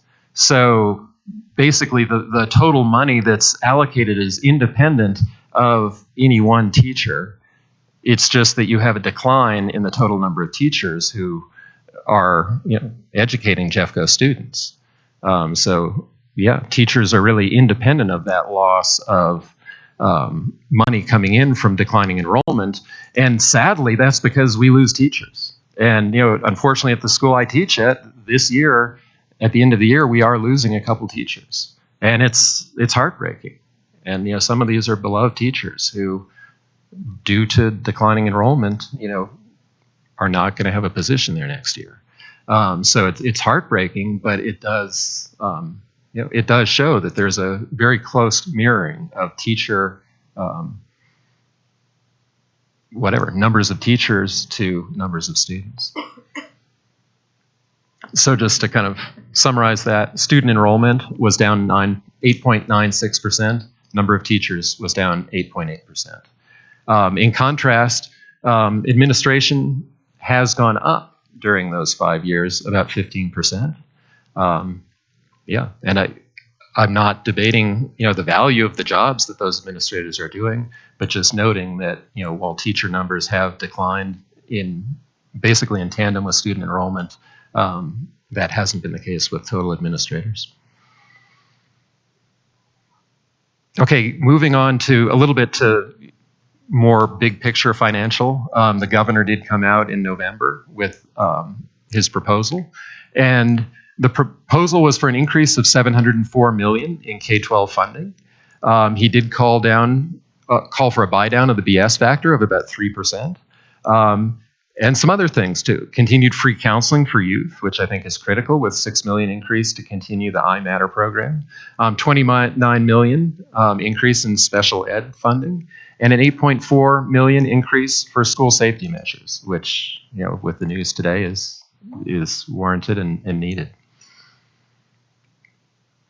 At this point, I think things, as we've mentioned earlier today, are really in flux in terms of what's going on in the State House with the budget. There has been an overall budget talked about. The School Finance Act, is in a tentative state. It hasn't gone through all the committees, everything. So we don't know exactly where that's all going to end up. There are some indications there might be some changes. There might actually be a little bit more money than the governor's proposal had been indicating, but who knows? We'll just have to see how that ends up. What we do know is that this was from, I think, March 27th. There was a budget proposal to have a 5.7% increase in base funding for education. There was an 8.4% increase in per pupil funding. There was $15 million additional to continue providing free lunch to most Colorado students, and 150. I can't read. Need glasses. 14.8 million for a new Office of School Safety. So on the bright side, we are seeing, good numbers in terms of growth. There is definitely, the state is committing to allocating more money towards education, it appears, which is a good change, I think, that they are starting to allocate more. From the district, and this was from last 2 weeks ago, I think, the district was expecting about a 9.1% increase in per pupil rate expected, a 5.9% overall increase in per pupil funding. They are anticipating a 181 decrease in FTE count, including both JCA members and administrators. Many of those were, in correlation with the closing of the schools, but there were some that were not as well. And somewhat encouraging is, even with the substantial inflation we've had with the cost of utilities, the increased cost of risk management, the overall expense for the current year is trending below budget, between 0.5 and 1%. So even with all these inflationary pressures, we're coming in under budget, which is encouraging. I think yeah. So I think now we're going to move on to Michelle.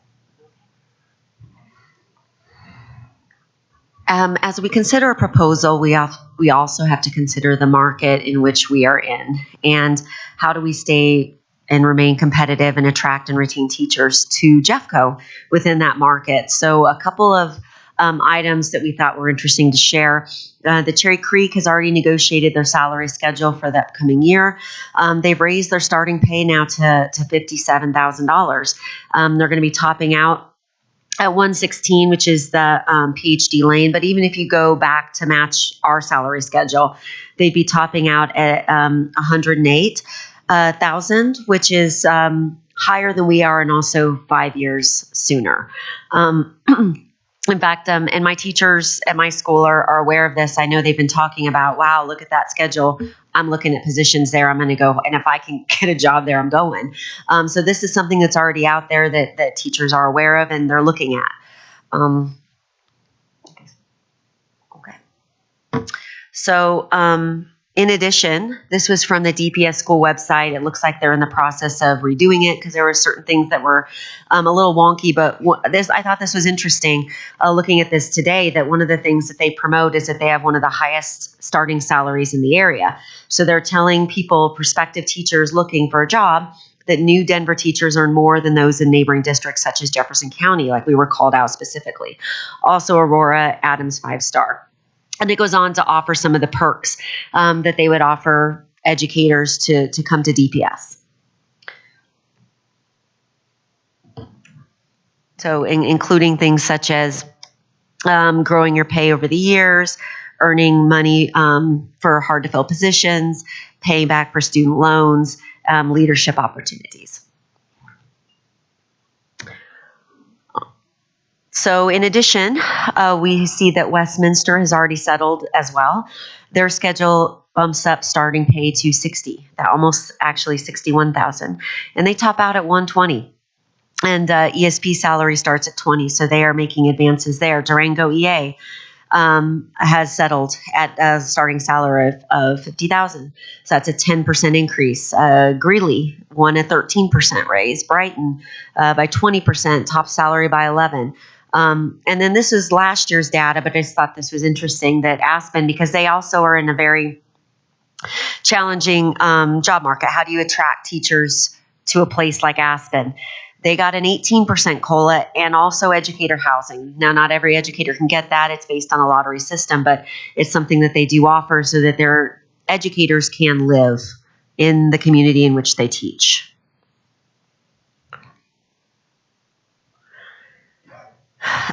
So that gives it a little context for our proposal is going to come from, but we also want to honor our members and the stories that they share with us. So at this point, we are going to be sharing stories from members within our bargaining unit, and I believe that will start with Dale. So we had a member write to us, please fight for pay increases. The cost of living is making it impossible to live in Jeffco while teaching here. If it doesn't get better, I may have to move to other districts which are offering higher pay and starting bonuses. Jeffco needs to take better care of their employees before they lose us to districts with better opportunities and pay. Another member wrote, I am happy with my job here in Jeffco, but the option for more pay in other districts keeps me looking. My youngest will be graduating this spring, which will make it easier for me to consider looking to other districts for employment if there is the possibility of more pay and better health insurance.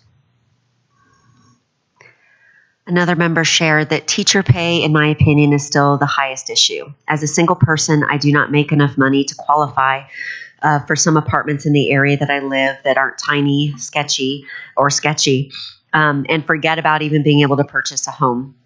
Our pay needs to match the cost of living, especially with groceries and services, as services continue to rise at the rate at which, far above the rate at which our pay is increasing. And we've just heard recently that there is an uptick in mid-year resignations, specifically in SPED, but also in other areas. We might want to look at why that is. Was the pay commensurate with the workload? And is that the reason why people are choosing to leave their jobs mid-year, which doesn't historically happen? Jeffco keeps falling behind Cherry Creek and other districts. Compensation needs to be a higher priority than any of the areas addressed in this survey. Another member said, I really hope we will continue to address salary with the cut in positions across the district, the number of individuals in the administrative office in Golden, and the increase in everything with inflation. How will the closing schools impact compensation? Superintendent Dorland has specifically tied educator future pay to schools closing. With more than 300 positions leaving, will the money saved be used to increase compensation?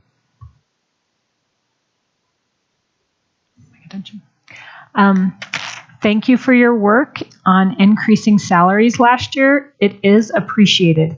Continue to honor your dedicated teachers that have been here a long time, or you will lose them. That would be me. Find ways to make teachers join the profession and stay in the profession. The job is getting difficult, more difficult each year. I worry about the future of education. The district needs to see this, or we will decline. And this person shared about the importance of supportive roles. I need less people telling me what to do and more of them working alongside me to help me do it.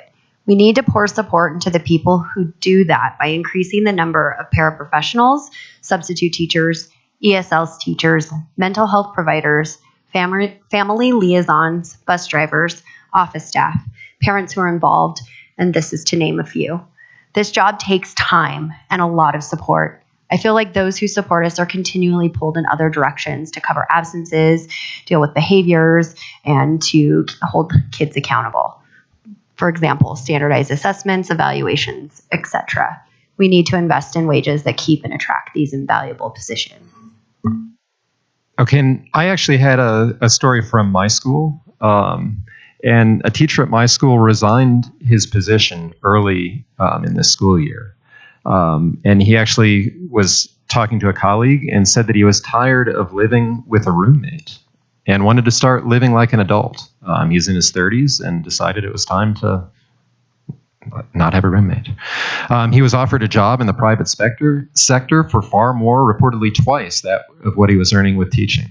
Although he tried to delay the start until the end of the semester, he was told that basically he had to take it or leave it. So it's now or never. And so with reluctance, he did resign his position just mid-year in September. As a result, with no teachers available to replace him, the school hired a long-term sub and placed them in an extremely challenging situation with 3 different preps, despite not yet even earning their college degree. As a result, this teacher has been a full-time teacher for nearly a year prior to even having had their student teaching experience. And last, this colorful description from a member: inflation is killing my family. We have had to be cold, eat icky food, and forgo medical care. We need more money. And now I would like to invite Taylor to share his story with us.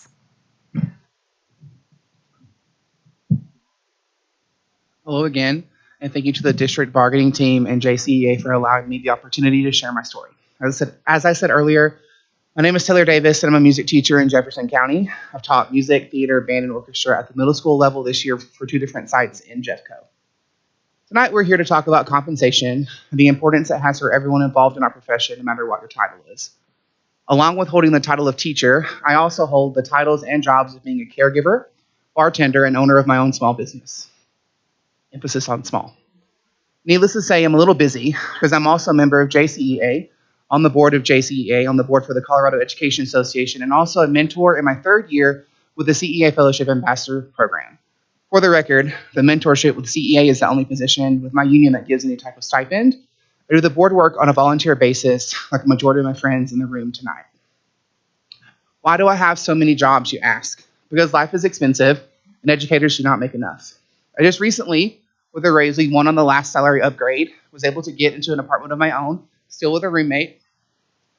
Before this, I was one of the teachers you've all heard about who had to live in the basement of a colleague's house because due to the housing crisis and unfortunate fires last year, my former roommates and I were essentially evicted out of our residence so the owner could sell the house instead of continuing to rent to us.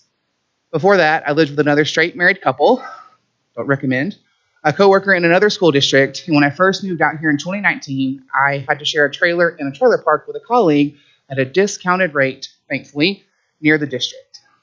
Doesn't sound terrible. I was able to have somewhere to live, unlike many of my colleagues who are on the verge of being unhoused. But I was finally at a breaking point this school year where I needed something different. I needed the security and the autonomy that came with being able to have my own space. As a queer person, living and teaching in this district, it has also been difficult. Making what we make in this profession before the salary increase had me sharing a residence with a coworker and their children who were also my students. I could never leave work at work. Work and home were one and the same, and I couldn't afford any escape. Plus, it's difficult to live with kids that aren't yours. Essentially, it came down to putting a price on my privacy and my peace of mind. Picking up multiple jobs that took time away from resting, took up my weekends, the ability to have camaraderie with the staff at my school. Teaching became a clock in, clock out process, and even then, I found myself working outrageous hours past the general ed teacher's expectations, doing rehearsals and performances for 2 separate sites, spending many nights after school until the performances were done, because I also don't make enough to have the luxury to rent a place remotely near where I work, so I have to pack for the day, make my office my home for the afternoon, and hope that I have time to run for a quick bite of dinner on those nights before I'm back on when the students arrive. It is said that we shouldn't be in this for the money, teachers, because we do it for the love of the students and the love of the art. But is it too much to ask to love what I do and only work this one job and make enough to live comfortably? One of the most important professions deserves the best pay so we can feel like we can have the basics and then some. Also, so students can feel inspired and not discouraged from becoming a teacher with financial barriers. With the proper compensation, I could and would be able to work just this job, so I could give all of myself to my students that I need to and they deserve. While I have a partner, he doesn't live here, and when he visited, he even stated how expensive it is to live here. And while this may not be anyone's fault exactly, it is all of our problems. I spent my 20s getting a bachelor's and a master's degree in education. I'm the highest educated person in my immediate family, but I make the least. The price of my sanity and being the best teacher I can shouldn't have to require me to work multiple jobs to make sure I can put gas in my car to get to work, 45 minutes from where I live, or I can get meal prep done for the week so I can concentrate on my classes after lunch or teaching extra classes after my school day is over to float me in case of an emergency. I just want what everyone wants, a fair and comparable livable wage where when I want to start a family with my partner, I don't have to move districts, leave this job, or even leave the state to make it happen. Teachers are supposed to leave a legacy, and this lack of money disrupts this ideal, and students end up missing out on the potential teachers bring to the classroom to mold and shape the lives of the next generation, an issue that has most of its beginning in the compensation we so dearly lack. Thank you. Thank you, Taylor, for sharing your story with us. At this time, we're going to share some interests that we have around our compensation proposal. Rob, I think that might be you.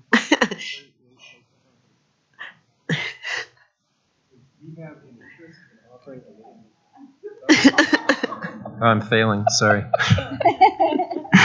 We have an interest in offering a living wage to all educators in the district. We have an interest in increasing the salary schedule so that teachers are not losing money relative to inflation. We have an interest in maintaining a salary schedule that is competitive with other districts in the Denver metro area so that we are not losing teachers to those districts. We have an interest in attracting and retaining educators in Jeffco, not losing them to other professions. Our students deserve highly qualified educators who are not suffering from a decade of burnout and depressed wages in the Denver market. We have an interest in having our educators live in the communities in which they teach. So if we'd like to go back to the compensation proposal, we really want to be truly competitive in the metro area and in a tightening labor market, and our proposal reflects this goal. So the JCEA compensation proposal. JCEA proposes steps, lanes, and a 9% COLA.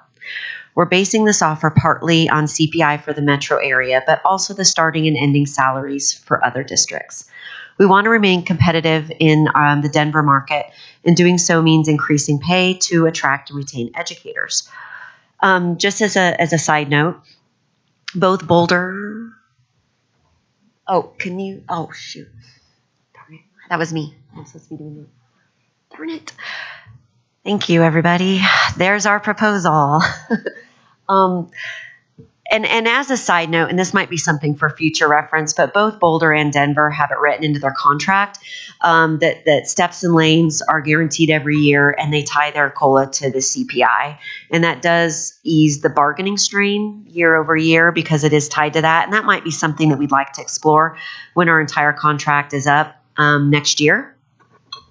And I'd also like to add that under our last superintendent in that school board, they had a stated goal during his time here that we wanted to be one of the top 3 paying districts within the metro area. We didn't make much progress during that time. We did make some progress last year, and we were really pleased to have a new salary schedule for the first time in a long time. But if we stop there and don't make any forward progress, we're just going to continue to fall further behind the other districts. This proposal would put our starting salary at $54,500, and the top salary, which it tops out for us at 22 years at $109,000. That puts us in a competitive market with the previous. I'll just go back. So if we look back to Cherry Creek, even with that proposal, we're still under where they are for the starting salary, not by much, but by a little. And we're about even to where they are, although at year 22 as opposed to year 17. So the proposal is based on keeping us competitive with them. And then, obviously with Boulder, Denver, and Westminster as well, those seem to be in Littleton, districts that we hear from our educators that they are looking at those salary schedules and making decisions based on those.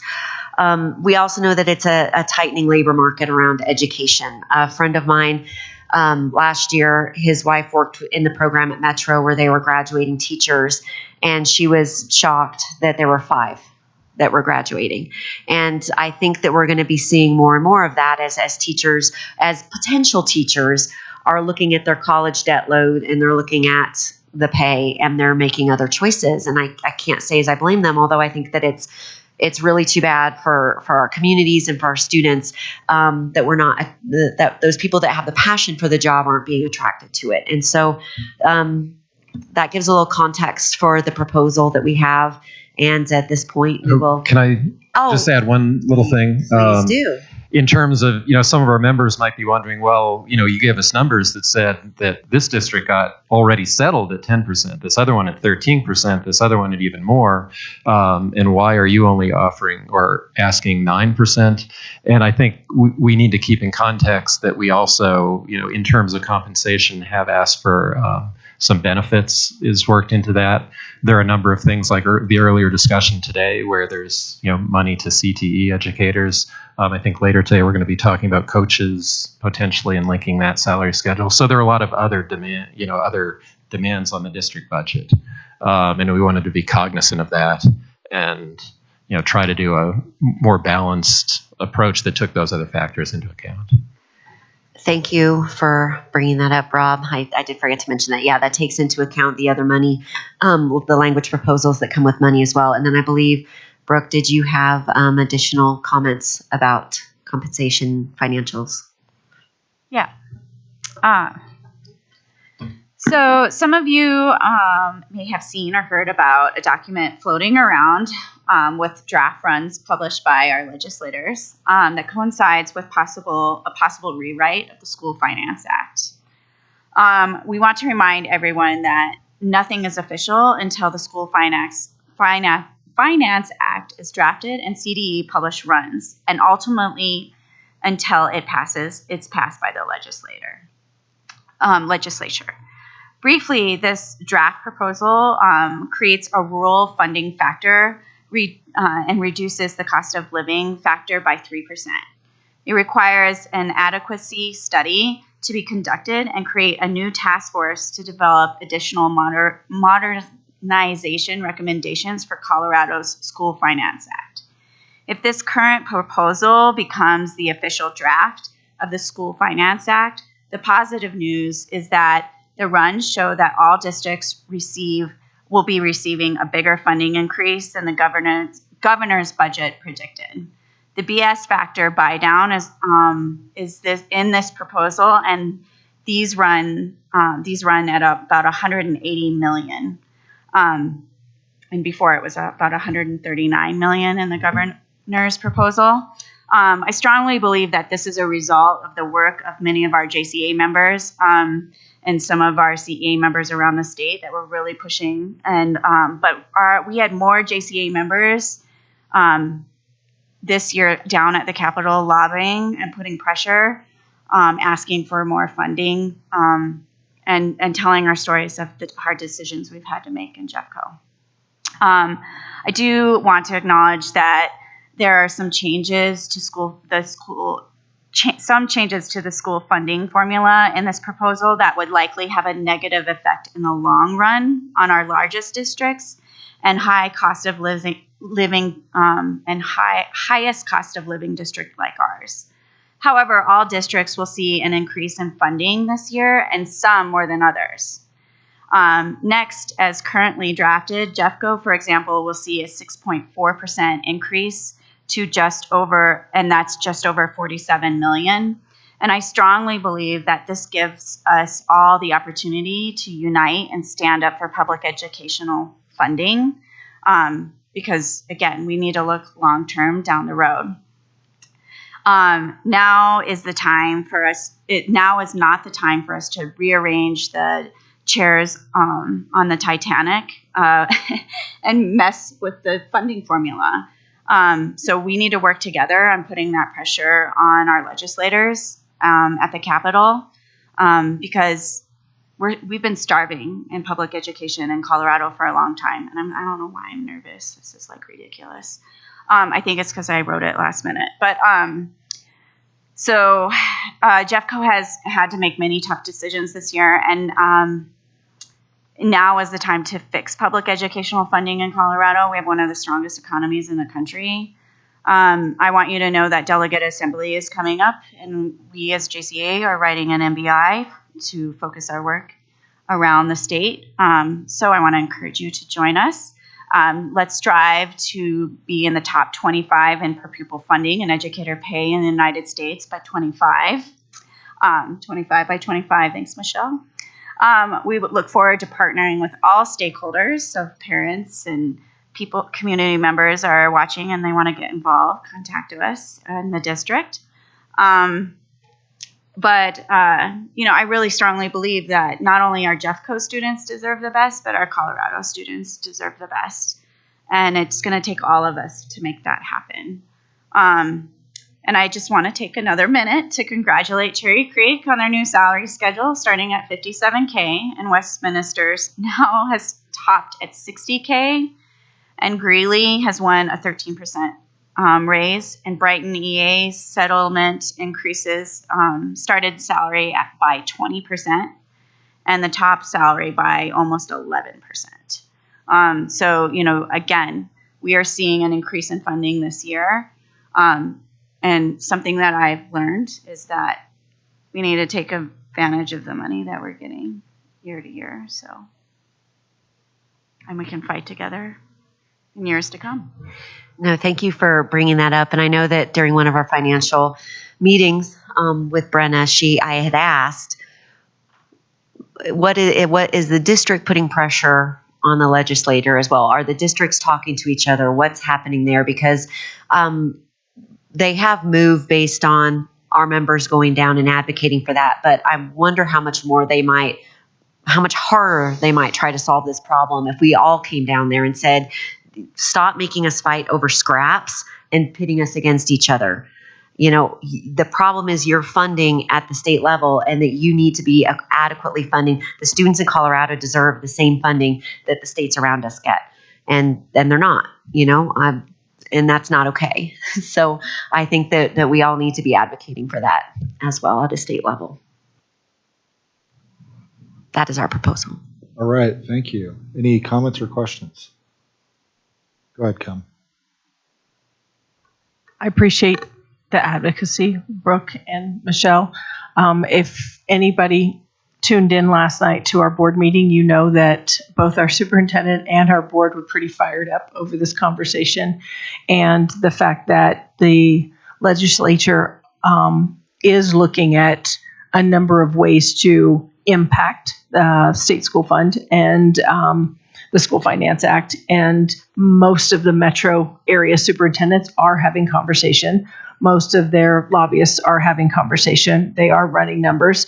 And we have shared, I think, publicly that should they, and Lisa, like you, I thought of a word, but I won't use it, mess around with the cost of living factor, and or frankly, if they mess with the average, which going from a 5-year average to a 4-year average has a significant impact to Jeffco because of our declining enrollment. And so that would not be of benefit to most metro area districts because many of us are seeing that decline. So that's not helpful. And certainly I know superintendents, and I know many of you all in our associations are having those conversations. So thank you for doing that.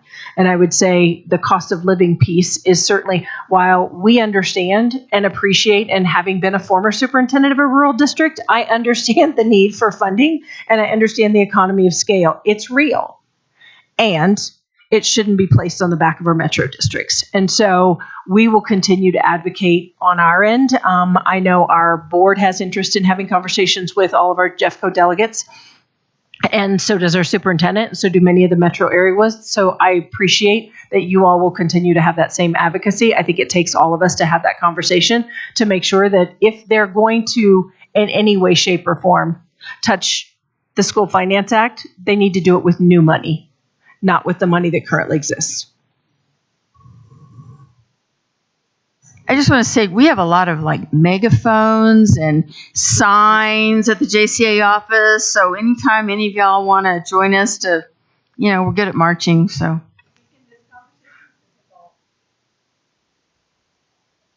Any other questions or comments? I just wanted, sorry, I completely just jumped in. Put up your tent. Okay, sorry. My president tells me to put up. I'm so sorry. I feel like my students. Go for it. Okay. Fine. I just wanted to say to Taylor over here, after telling my story last year, I know that's not an easy position to be in, to make that, to be vulnerable like that and to share that story. So I just want to say thank you first and foremost. And I just want to say I really appreciate you. Thank you.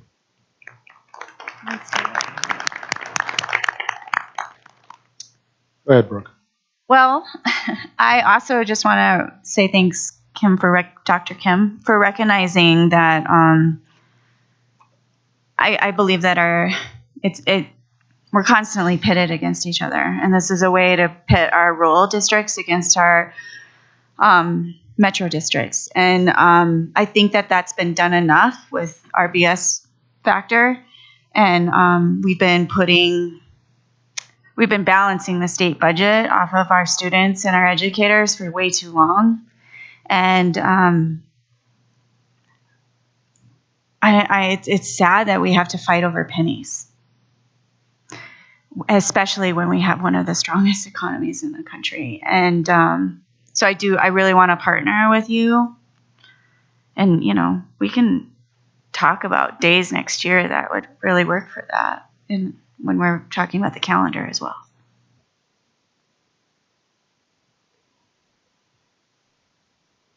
Any other comments? Any other questions? Thank you very much, Taylor. Thank you. Thank you.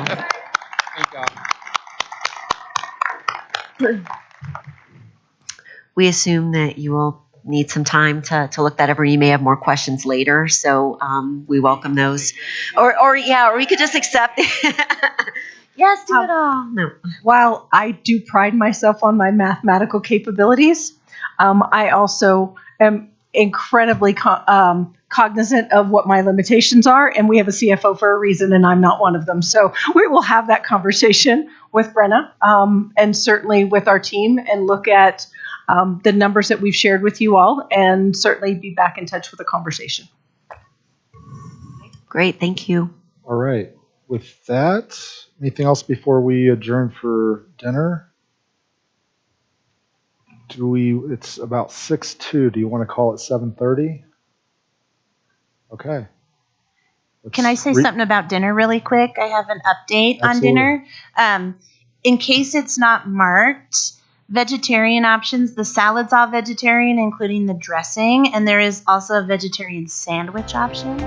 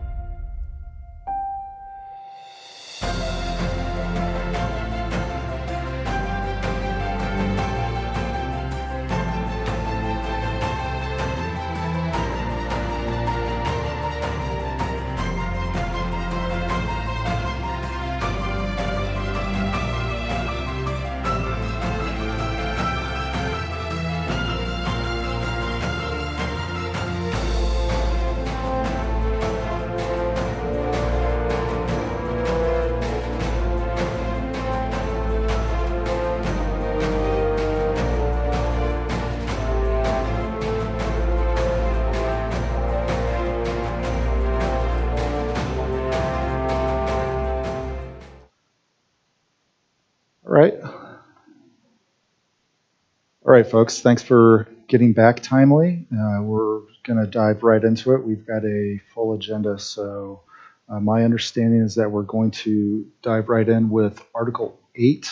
That is a district beta. Who will be presenting for the district? Okay, Kim, take it away. Thank you, and I'll start with thanking the team because this one was a heavy-duty collaboration among all of our different teams. So thank you for everybody for leaning into that. And I'd like to invite Jen Bedford, our Executive Director of Early Childhood, to join us, given that that is part of this article. She will help us with context this evening in the conversation as well. Thanks for joining us tonight, Jen. All right, you want to go that way? Yeah. Awesome.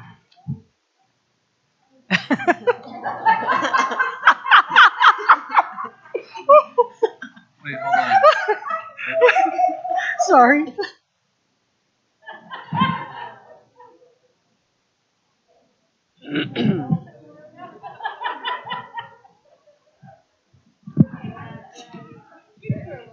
Like red now. If anything's wrong, he messed it up.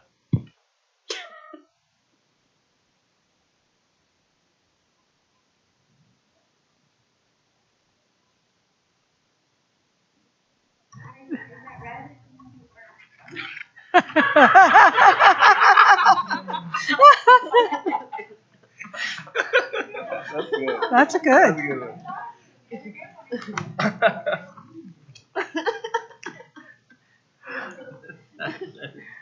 Okay, to take us through Article 8, focus.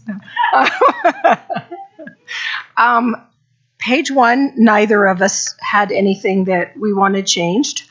Page 2, neither group has anything. We're at page 3. And we did have a conversation about school counselors. One of the things we did do was run numbers and have conversations with all of our high school teams to really look at calendars and figure out, and caseloads. And thank you to Liza's team for helping us pull those numbers to look at what the overall caseloads were, especially at high school and 504s. We agree with the language on school counselors are an integral part of the 504 team and responsible for the support of students on 504 plans and students that are referred to 504 plans. Our proposal in terms of language is to add, school counselors should not be the sole member, writer, nor the primary coordinator of the 504 team. Best practice would indicate that schools utilize the 504 coordinating team guidance to identify roles and responsibilities of 504 management. You all recommended that, and we agree with part of that.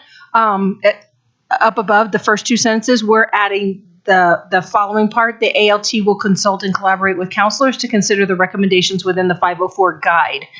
And I'll ask Liza to jump in here because we know that the 504 guide is something that has been developed by student success team in order to provide guidance around caseload, how many is reasonable to manage, and how to do that and how to distribute that across. Liza, would you add to that any? Yeah, the 504 guide, and let's see, it's 504 coordination team guidance. Just Thank you. A document that has been put together by counselors, by school administrators, by our 504 coordinator. And so that's something that's a collaborative document that we feel should be utilized because that outlines a lot of the things that came up last week of what counselors need in order to have some guidelines. So thank you, Liza. Appreciate that. This next paragraph beyond that, we understand that a significant amount of time, especially this time of year, is spent on testing. PSAT, SATs, where did it go? CMAS testing. Thank you. I jumped back to a previous version of it, and I didn't want to say that. So what we would offer in lieu of the language that is here is that management and administration of assessments should be a shared responsibility, delegated equitably among the counseling and administrative teams. For consideration, school counselors should not be scheduled to manage and administer assessments for more than 15% of their scheduled work year. When we look at the language in previous Article 5, 15% of their time would be 27 days. So we're trying to point out how much that really is. If somebody has to spend more than 27 full days of time working on administering assessments, we probably need to talk about how we distribute that across the counselors that work together in a school to ensure that they're able to prioritize that work with students. I'll turn the page. We don't have any suggested changes there, and you all didn't as well through 8.5. On the following page, on 8.5.5,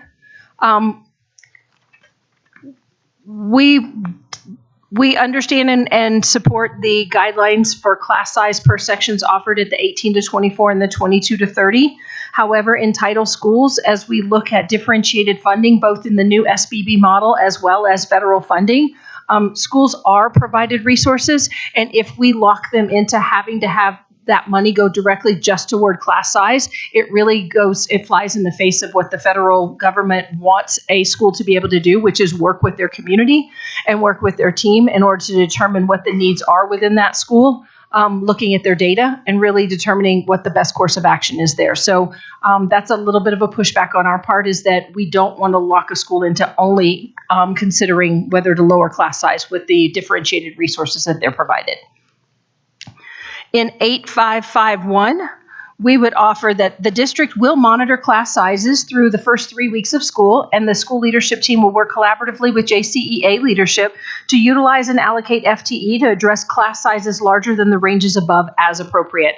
One of the things that, since our leadership team has come into Jeffco, we had put into place a system by which we do monitor class size. We have schools report in on a spreadsheet class sizes 3 times a week during those first 3 weeks. So we have the capability of looking and seeing whether class size is actually higher than it should be. And the school leadership team does have FTE to allocate if necessary. So if JCEA wants to have a conversation about how you can be a part of that, or even have conversation with us and collaborate on how do we look at those numbers, we're willing to have that conversation there. On the following page, you all struck the 23-24 piece and beginning in the 23-24 school year because of other language that we had in there. We didn't push back on any of that language there. The one place down at the bottom of that item, we just suggested a subtle change of rather than voted on by the entire staff, voted on by staff and approved by the variance committee. And the reason why we were trying to go back to the language that existed in Article 10, where it talked about instructional staff or teachers should be the ones looking at digital teacher librarian and variances and all of those pieces rather than the entire staff. And not to be in any way, shape, or form disrespectful to any positions in our schools, but I'm not sure our food and nutrition folks know whether or not to vote on that variance around a DTL, whether you want to deviate from that language. Under secondary counselors, we recognize that the ASCA model does call for a lower caseload than what we have in here. Our counterback would be secondary counselors in middle and high schools will have a minimum caseload of 250 to 375 students per counselor. And then middle schools will have a minimum of 2 counselors. We did not take on that language. We want to talk a little bit further, but we don't have a reason to argue with you over that one at this point. We didn't see that. Then following page, 8.5.7 all the way to the first beginning part of 8-6 where preschool educators are. We didn't suggest any changes there, and neither did JCEA. And then finally, I'll go to that last page. We did consult with Jen and her team on the language here, and we really did also try to take into consideration what language we're talking about in Article 5 around time management. So our suggestions would be preschool educators will receive 1 hour planning time and a 30-minute duty-free lunchtime in the workday to stay consistent with some of our language we were talking about earlier. On 8.6.3, professional development required by the district or state will be completed during contract hours or paid by the hourly rate except for relicensure course or training. And then, let me make sure I get this right. Dates and times for professional development opportunities will be sent out at the beginning of the school year. We are proposing to strike 8-6-4, and I'm going to ask Jen once I get to the bottom of what and 8-6-5. And I'll ask Jen to kind of walk us through from 8-6-2 all the way to 8-6-5 as far as the context of why we believe these changes are the right changes to support our schools and our students. Jen? So this year, when we started with creating some new start and end times for our elementary schools, we as an early learning team also created the new start and end times for our teachers. We wanted to ensure that with all of the different stakeholder groups that we have, we've got licensed teachers. We also have licensed, well, they're not, sorry, they're instructional teachers. They are not our licensed teachers, but they are instructional teachers that work within our director-led sites. And then we have our ECIPs. So we've got licensed teachers, ECIs, and ECIPs. 3 different stakeholders that we need to ensure that we are complying with all of the requirements. So we put together a schedule. We ensured that all 3 of those folks have 30 minutes of their lunchtime. For our licensed teachers, it is a paid lunchtime. So they are in the building 8 hours a day. Our ECIs are in our buildings 8.5 hours a day with an unpaid 30-minute lunch. And our ECIPs are also in our buildings 8.5 hours a day with a 30-minute unpaid lunch. Within that time, our licensed teachers have a 1-hour plan time that is a part of the school day. Unfortunately, because of the contact time with students, we are not able to ensure that it is within the contact time of the day. Based upon our scheduled day that we have for students, which is a 6.5-hour day for full day students and a 6-hour day for our half day students, it just isn't possible for us to put a 1-hour plan time within the student contact day. It is outside of their work day, though. It is insured. We've got it scheduled within our daily schedules for our licensed teachers. Our ECIPs also have a 1-hour plan time that is also scheduled outside of their work day. They've got extra time. They've got about 30 minutes of extra time that is unassigned time. And then we've got our ECIPs that also have approximately 120 minutes outside of the student contact day to be able to support all of our teachers, prepping materials, planning with the teachers, cleaning the classroom, and cleaning the school materials. So at this point in time, and based upon the uncertainty of our funding, we are asking that you give us this opportunity to provide you with this schedule, as well as what we have proposed and scheduled within our classrooms, some ECI support time for each classroom teacher, or each classroom ECIP support. That is 2 hours for each classroom. I don't believe it needs to be in our contract language because I think eventually we would like to get to and talk about how we can support and possibly provide that plan time within the contact day with students, but that's going to have to come at a later date when we talk about working with our art, music, and PE. And that's not this year. So we do have and realize and know the need to have that extra support for teachers to have that 30-minute lunch break when students are here during the day. We have allocated 2 hours per classroom. So that provides each classroom teacher and their support staff their 30-minute duty-free lunch, support staff with break time, and then they've got an extra 30 minutes that they can use for data collection, data entry, or even planning if they need to do that as well. Thank you, Jen. That is addressed to 8.6. Okay, so 8-6-4, you also suggested that we do not need the language that was there. Would you like to speak to that as well? Yes, I am happy to. Some of those duties that we've got assigned that you did list there, and I know these are probably not stating all of them, but I just want to run through and identify. Student files are currently managed by our techs in our building, so teachers do not manage student files there. Licensure binder is now online. It is managed in-house also at our location by our licensing coordinator and our program specialists. Emergency contact binder is required by the district for all teachers to ensure that they have printed out those emergency contact lists. So we do expect teachers, all classroom teachers, to print those emergency binders out. Ordering supplies, our techs did that for our teachers this year. They just had to contact our techs and let them know what supplies they needed and wanted. Our techs put the supplies in, and then they were shipped directly to the building.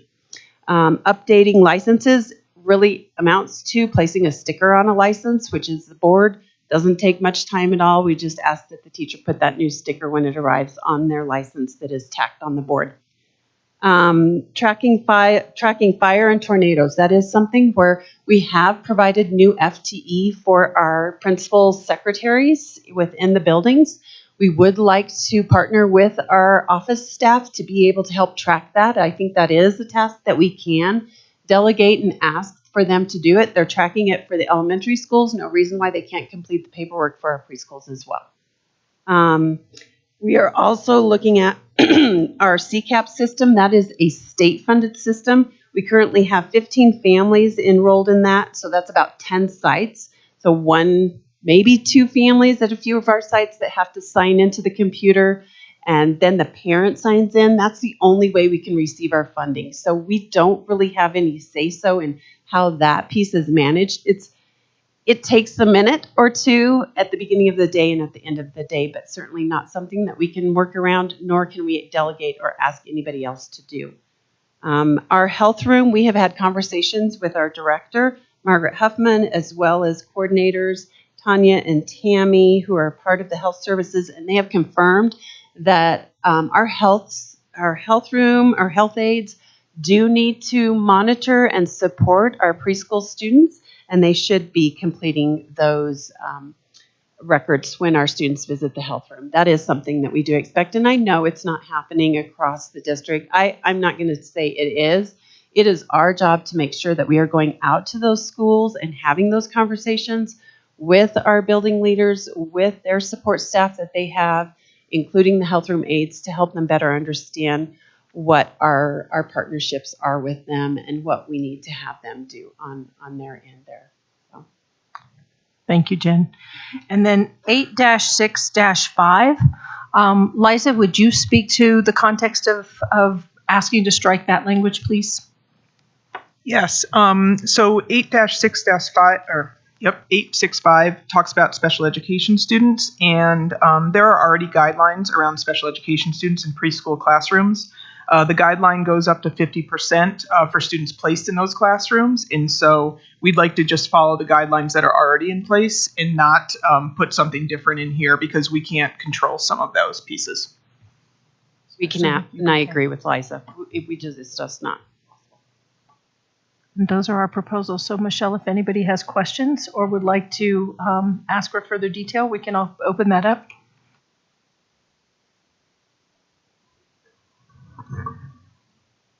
I know people might need a minute to look through it and consider that. So I just like to give everybody a minute or two. But as you have questions, go ahead and put your card up, and I'll leave it to you, John, to call on people. Go ahead, Lisa.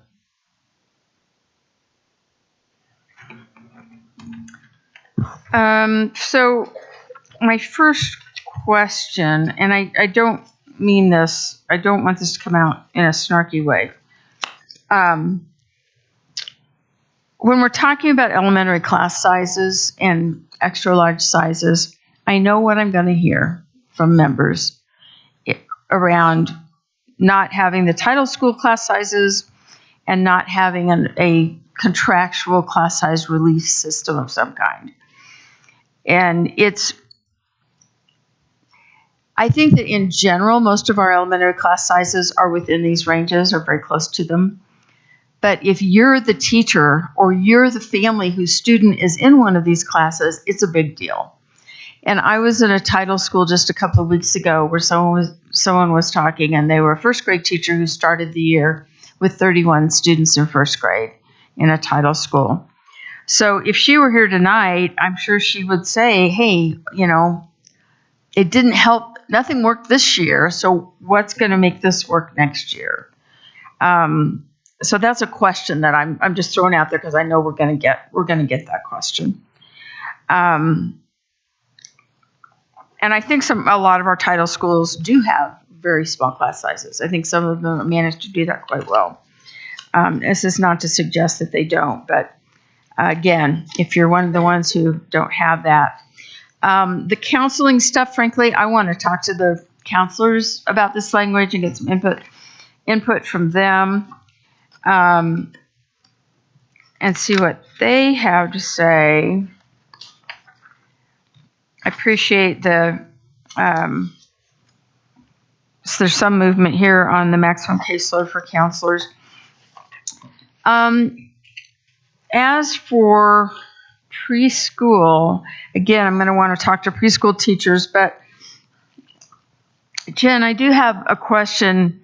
I was just trying to look at a day. So if a teacher day is 8 to 4 in Happy Valley Elementary and Pre-K, and the student starts at 8:30, the student end would be at 8:30. I mean at 3. Sorry. So start at 8:30. Students end at 3. Is that 6.5? I think I did that math right. Which would give the teacher just an hour from the bell ringing at 3 to when she's supposed to walk out the door. And we all know that getting the preschoolers out of there takes some time. So I'm really concerned about this 1 hour planning time that may not be within the student day, because I just don't see where it's going to happen in the workday. So within our workday, if you're looking at our full day, and I do have schedules here if I have enough copies for everybody, but in our full day, for a full day preschool classroom, we are required to have at least a minimum of 45 minutes to 60-minute nap time. We do encourage our teachers during that time, while the kids are resting, to take that opportunity to do that planning, because it's quiet. They can move about their classroom. They don't necessarily have to have that one-on-one interaction with students, because the kids are resting. A lot of them they're sawing away.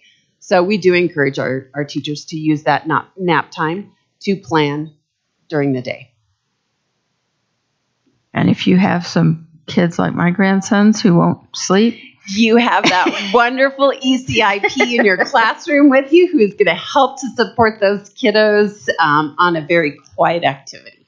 And what about the half days? What are we going to do there? And our half days. So our half days, their contact time is 60 minutes. So they do have a little bit more time. It's not during that time with kids, but they've got about 30 minutes before the bell rings when the start time is. They've got that 30 minutes in the middle of the day, and then they've got that time after school as well. I will also say we are still providing that extra ECIP support during the day. So if I have one classroom in my building, I have 2 hours of a person coming in to support those lunch breaks, that break for that ECIP, and then that gives me another 30 minutes that I can go and do, because we know we have to maintain ratio. We're very aware of that fact. We have to maintain our ratios. 2 hours of para support per Every classroom. Yes, I will say our exceptions to that rule are our sites who do have directors, because that's an extra person. The director person. can help. The director certainly can help. We did still allocate time for them, but not as much as the sites that don't have directors. And then what's the half day? Is it 3 hours and 3 hours? Yes. Okay. Okay. I think that's all. I'm just, like I said, I want to talk to my preschool folks and share this with them, and they may have questions next week, and they have some of them show up or something. I don't know. Okay, thanks. Thank you, Lisa. Brooke, then Michelle. I guess I just wanted to piggyback a little bit on what Lisa said about Title I and just class range. I guess I just wanted to say historically, way back in the day, we had these class time relief funds, and it really did help because you had some classes that were really large and impacted. And as an educator, you either got like extra para time, or you know, sometimes it added another even half-time teacher in the building or something. But it helped with those classes that were a little more impacted. So I just wanted to let you know, like historically, a long time ago, we did have this, and we'd really like to see it again. And I did just talk to a Title I teacher this week. I was trying to remember if it was this week or last week, but this week's been long, so I think it was this week. But this teacher lost a teammate through the year, and the class was absorbed into one, and it was at a Title I, and it's a very impacted class. And she just kept waiting all year to see if another teacher was going to be hired, and she was told that wouldn't happen. But when we have things like class time relief money, we can give paras extra hours to help out with that time. And I kind of talked to her about that, and I said, I know this year is hard, and it's already April, and but know that we're advocating for this, and I think it does help our kids when we have more hands in the classroom, or even just a part-time teacher, however they decide to use it. But that's the intention behind the language. I know I'm supposed to be asking a question here, but I just wanted you to know, because we have a lot of new people. And then in 84-3-3, so I guess my question is, and I don't want this to come out snarky at all, it says 27 days for testing, and I already know we have too much testing for our students, but how many testing days do we have in high school on average and in middle school? I mean, I think I want to know that. One of the tasks that we asked of our building leaders was to check in with their colleagues to find out, looking at their calendar, give us a ballpark estimate, look at how many days are actually impacted by testing. The 4 high school administrators that Jessica reached out to, she said they came out to an average of about 20 is what she thought, according to what everybody said to her. The point of 27 is not that we want 27 days of testing. It was that in the language, it says that 80% of their time should be with kids and 20% should be with things like paperwork and that kind of thing, and recognize that that's a lot of time. That's 38 days when you look at how many days are in the contract. And so looking at that, what we're saying is, if you're asking a counselor to carry more than, frankly, their load in a team, folks need to look at that, because really, if you're asking somebody to do more than 15% of their time, that's a lot of burden to ask of just one, when most high schools have more than one. So how they distribute that between the administrative team and the counselor team, our intent was to say, let's not try to put it, all on 1 or 2 people. Let's talk about sharing that burden and being responsible about looking at prioritizing time with kids. That was really our goal, not to say you can lock a counselor into 27 days of testing. That wasn't the goal. The goal was recognizing the number of how many days 15 and 20% really is, because it's a lot. Yeah, I guess that was just kind of my concern, because again, the intention behind that language was to address our mental health concerns, and our counselors were really trying hard to address the concerns from the pandemic. And, data shows that that's on the rise everywhere, right? But so that our counselors could do the jobs that they needed to do in addressing mental health. So, yeah, I guess I just wanted to know that. Does that context help, at least to kind of Yeah, I mean, because I worked in a high school, but I can't tell you how many days I tested, and I know that I didn't give every test. You know what I mean? So yeah. I didn't know what the average was. Sure. Or what that looked like. All right. I've got Michelle, Anthea, Rob, Richard, and Lisa. Okay, I'll be fast because Brooke actually asked part of what my question was, because to me, I was a little bit confused between management and administration will be shared equally, but then the counselor wouldn't have more than 15%. But what we're saying is amongst all of the administrators and all of the counselors, none of them would have more than 15% of that. Okay, all right. And then my other question was the 504 coordination team guidance. And does this document exist? Are schools using it already? Who wants to take that?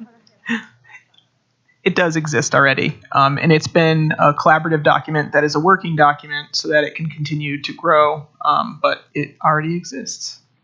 It already, because it just seems like that's been a huge issue for our counselors, and so I don't know, does that document do enough to address the issues? Were counselors involved in that? Has it been used across the board? Okay. Yes, counselors were involved in creating it. I do think we probably need to work on how this is rolled out to schools. I don't know if even our school representative, Krista, if you want to speak to how you learned about it. It may depend on who the school is sending to, like 504 trainings. I know how my school 504 coordinator has the information, and then I, as the administrator, get the updates as well, so can access that document. So then could you be used with a collaborative team to disperse duties and things. And really the goal of this is we have a document created. The ALT, as a body we've already created, can use that document in order to understand how to delegate these roles so it's not on one group of people. All right, we've got Anthea, then Rob, then Richard, then Lisa. And I'm going to try not to say what's already been said. So Brooke and Michelle touched on it. And thank you, Dr. Kim, for kind of clarifying that piece with the administrative duties. I guess I know we've talked about having language that isn't so defined that it kind of pigeonholes schools, but then my concern is that when it's almost too vague, that it can be interpreted in ways that maybe it's not shared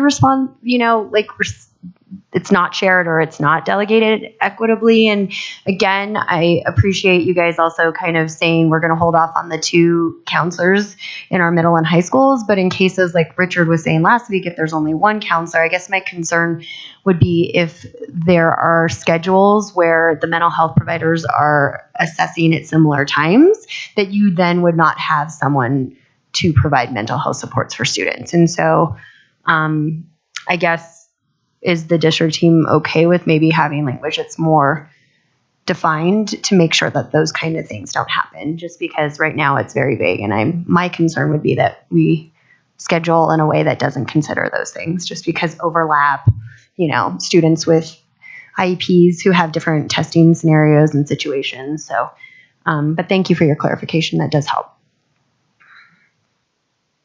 Thank you. Rob, go ahead.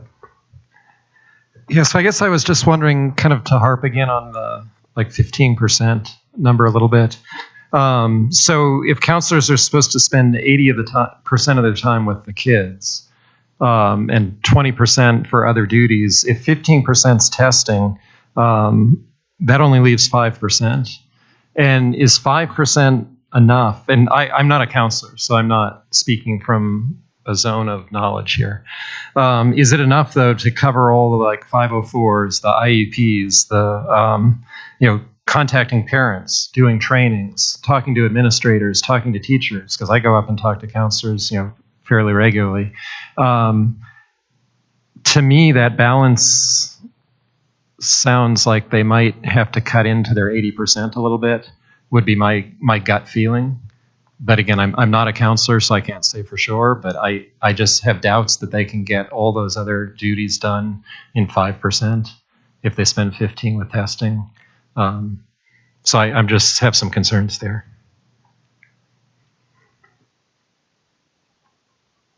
Okay. Richard? So first I want to say thanks for the language surrounding for secondary counselors. There'll be a minimum of 2 counselors, but there's a unique situation that's going through my mind right now, and it's happening at my school. So we have already prepared for 1 counselor next year, right? But this language says for 2 counselors, but this now has caused a shift at our school. So because of also contract language, our counselor is more. I don't know where it's at, but is more, has more, like, I can't think of the term, but just that it's more qualified to be our cell. So now that has bumped our counselor. We got our one counselor who's going to stay. Our counselor is now, who is more qualified to be a cell, is going to be our cell, and now our cell has been bumped out of our school. And in this whole process, because of this language right here, everybody would have much rather have just had their same positions. Our cell, shout out to John Humphrey, is an amazing cell at North Arvada, and I just heard today that he has switched positions every year, like for like the last 6 years, 6 or 9 years. Like, he's just had different positions, but then we finally get our makeup and how it should look like at North Arvada. But now, now everybody's gone. It's just like, but now that just creates that our principal is now going to have to open up that counseling position, and maybe even go back, and we may even have to hire a new cell, because our old counselor, our person that's going to be taking over the cell position will probably want to go back up to be a counselor, but then that'll open up the cell position when we could have just had John Humphrey the whole time. So he wants to strike that language. No. Whatever you do, don't do that. No, I'm not. But I'm just saying, like, that's like in a like, it should have just been this way from the get. But now our students who have grown attached to John Humphrey, and the staff who's grown attached to John Humphrey, is now at Little Elementary, and I'm just like, dang it, But they'll love him at Little. Huh? They'll love him at Little. Yes, they will. Yes, they will. Richard, how many students are you going to have at your school next year? We're going to have 300. We're projected at 364. 364.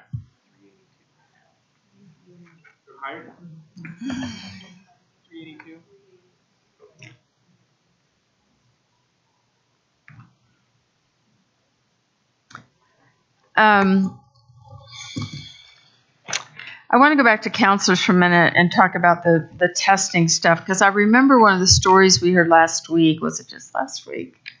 God, it seems like a long time ago.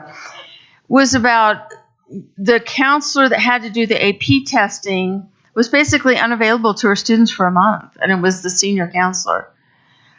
So I'm still really worried about how this is going to impact students if counselors still are carrying a big portion of assessment management and delivery. I have no idea what it takes to manage an assessment, but I know from what I've heard from the counselors, it's a lot. It takes a lot of time. It's not just the test itself, but it's all the work ahead of time.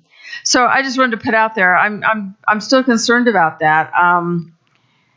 It'd be interesting to look at one of our high schools as a quick little case study and try to say, okay, how would this school do this with this language and still maintain appropriate services for students all year?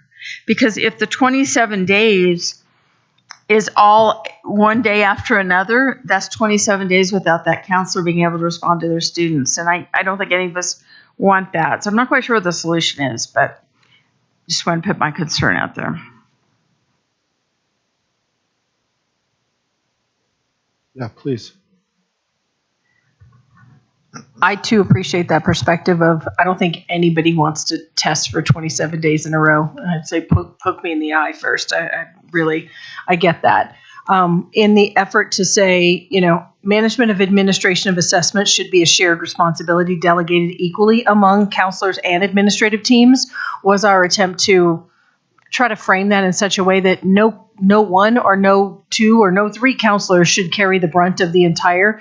And as our representative at high school, we really did ask Jessica to talk with folks and say, is this even doable? And part of what we tried to do was look at making sure that we've tried to put some clarity in language that say it's not just a counselor's responsibility, it's a shared responsibility. And that 80-20, while Rob, I agree with you that, 20% is 38 days of a counselor's calendar. That's a lot of time, and it doesn't come all in like to whole days either. And so recognizing that there's a lot of things that go into that, and with high school folks telling us the average is more like 20, then the question that comes out of that is that the right amount? Honestly, our counselors are probably, and our administrative teams who like distribute this responsibility are probably in the best vantage point to say what works and what doesn't. So I'm happy to have that conversation and lean in whatever way we need to.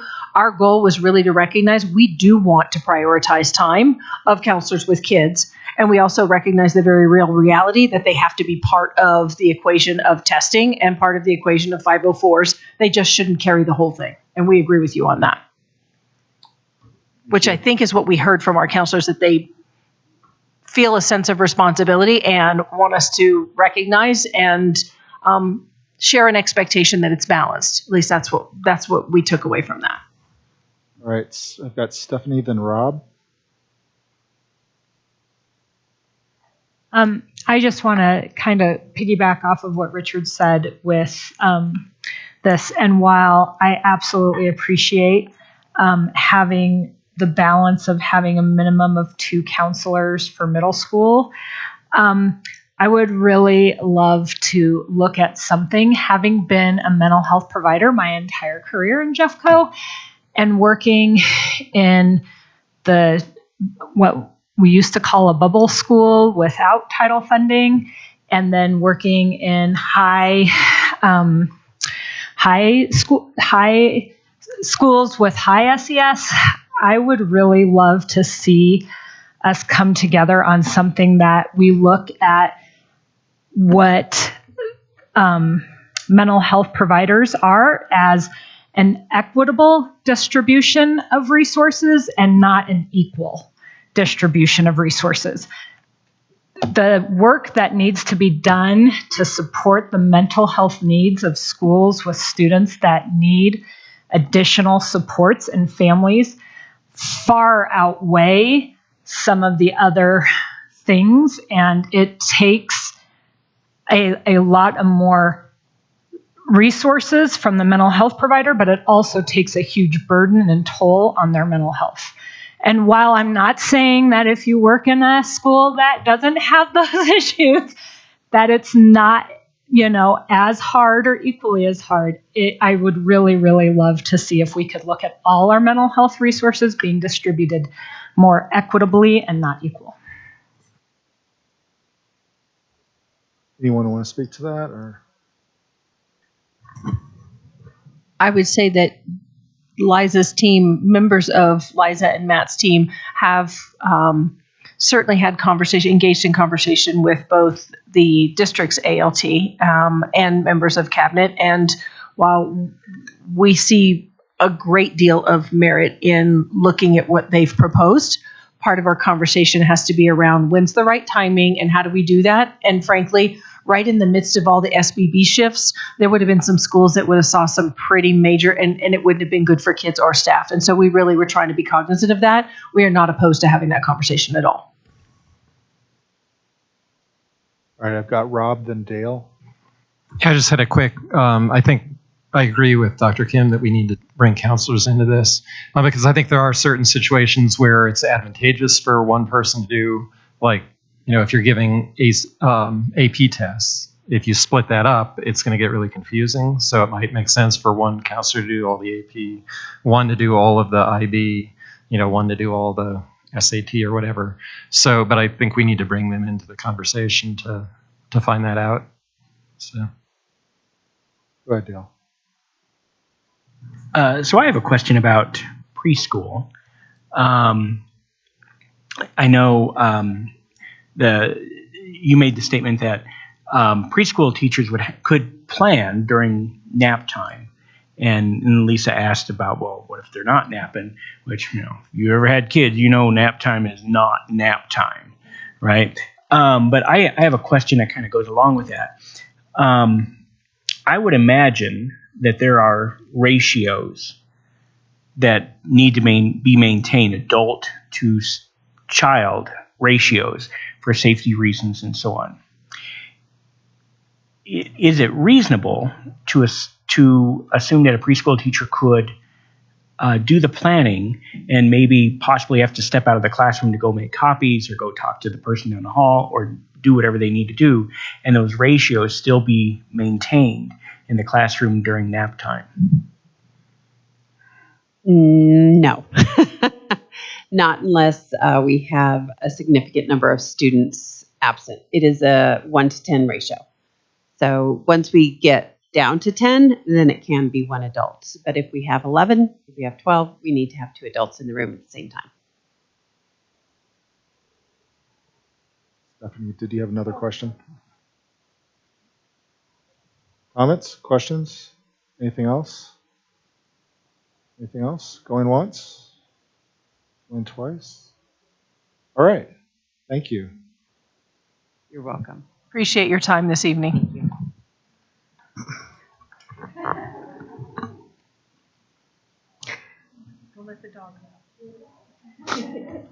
Let the dogs out. At this time, we need to take a quick 5-minute break. Okay. We have to do a quick caucus, and then if people need to use the bathroom, then it might be a good time to do that. So if everybody's okay, about 5 minutes. All right. Great.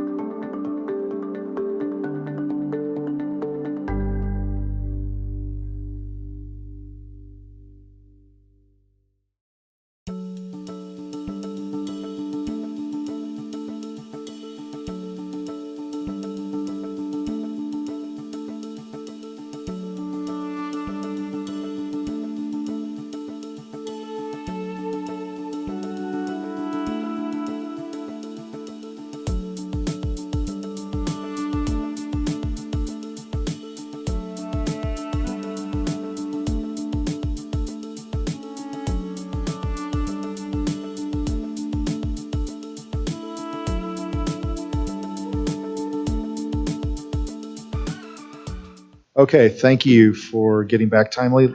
We are going to not waste any time and get straight into Article 24. That is a JCEA beta. Who's going to be presenting?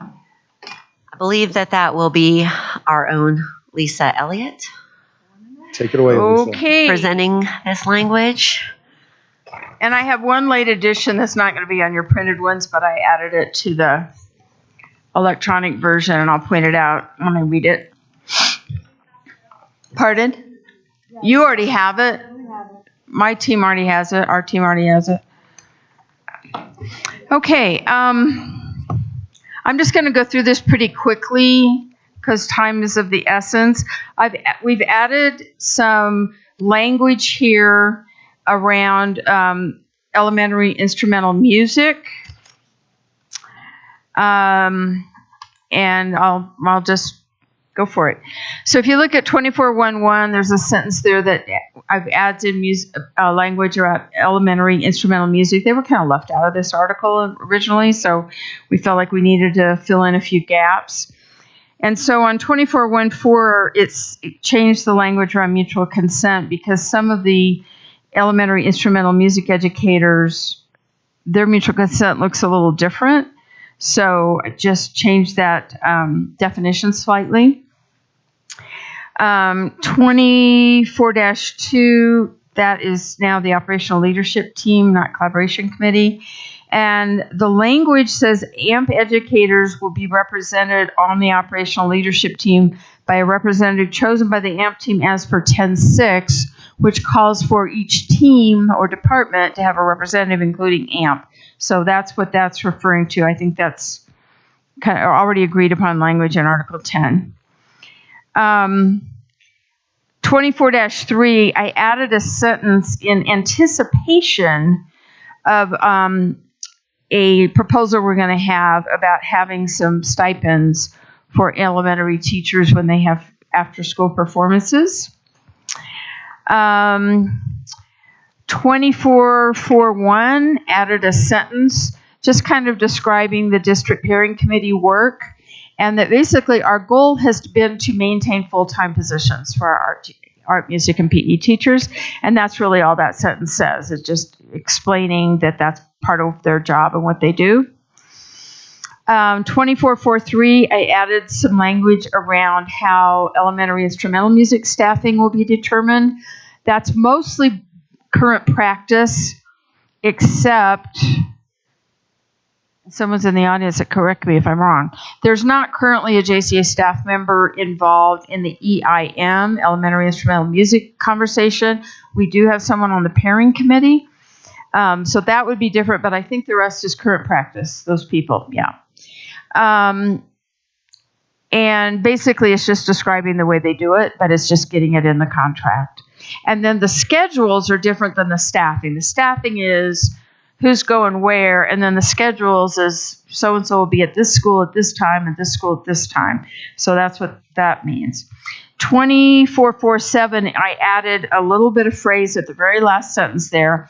The last sentence says, all appropriate incurred mileage for instrumental music educators will be paid to educators. And I added from district funds, and I did change it on the electronic copy, from district funds, not their instrumental music program funds.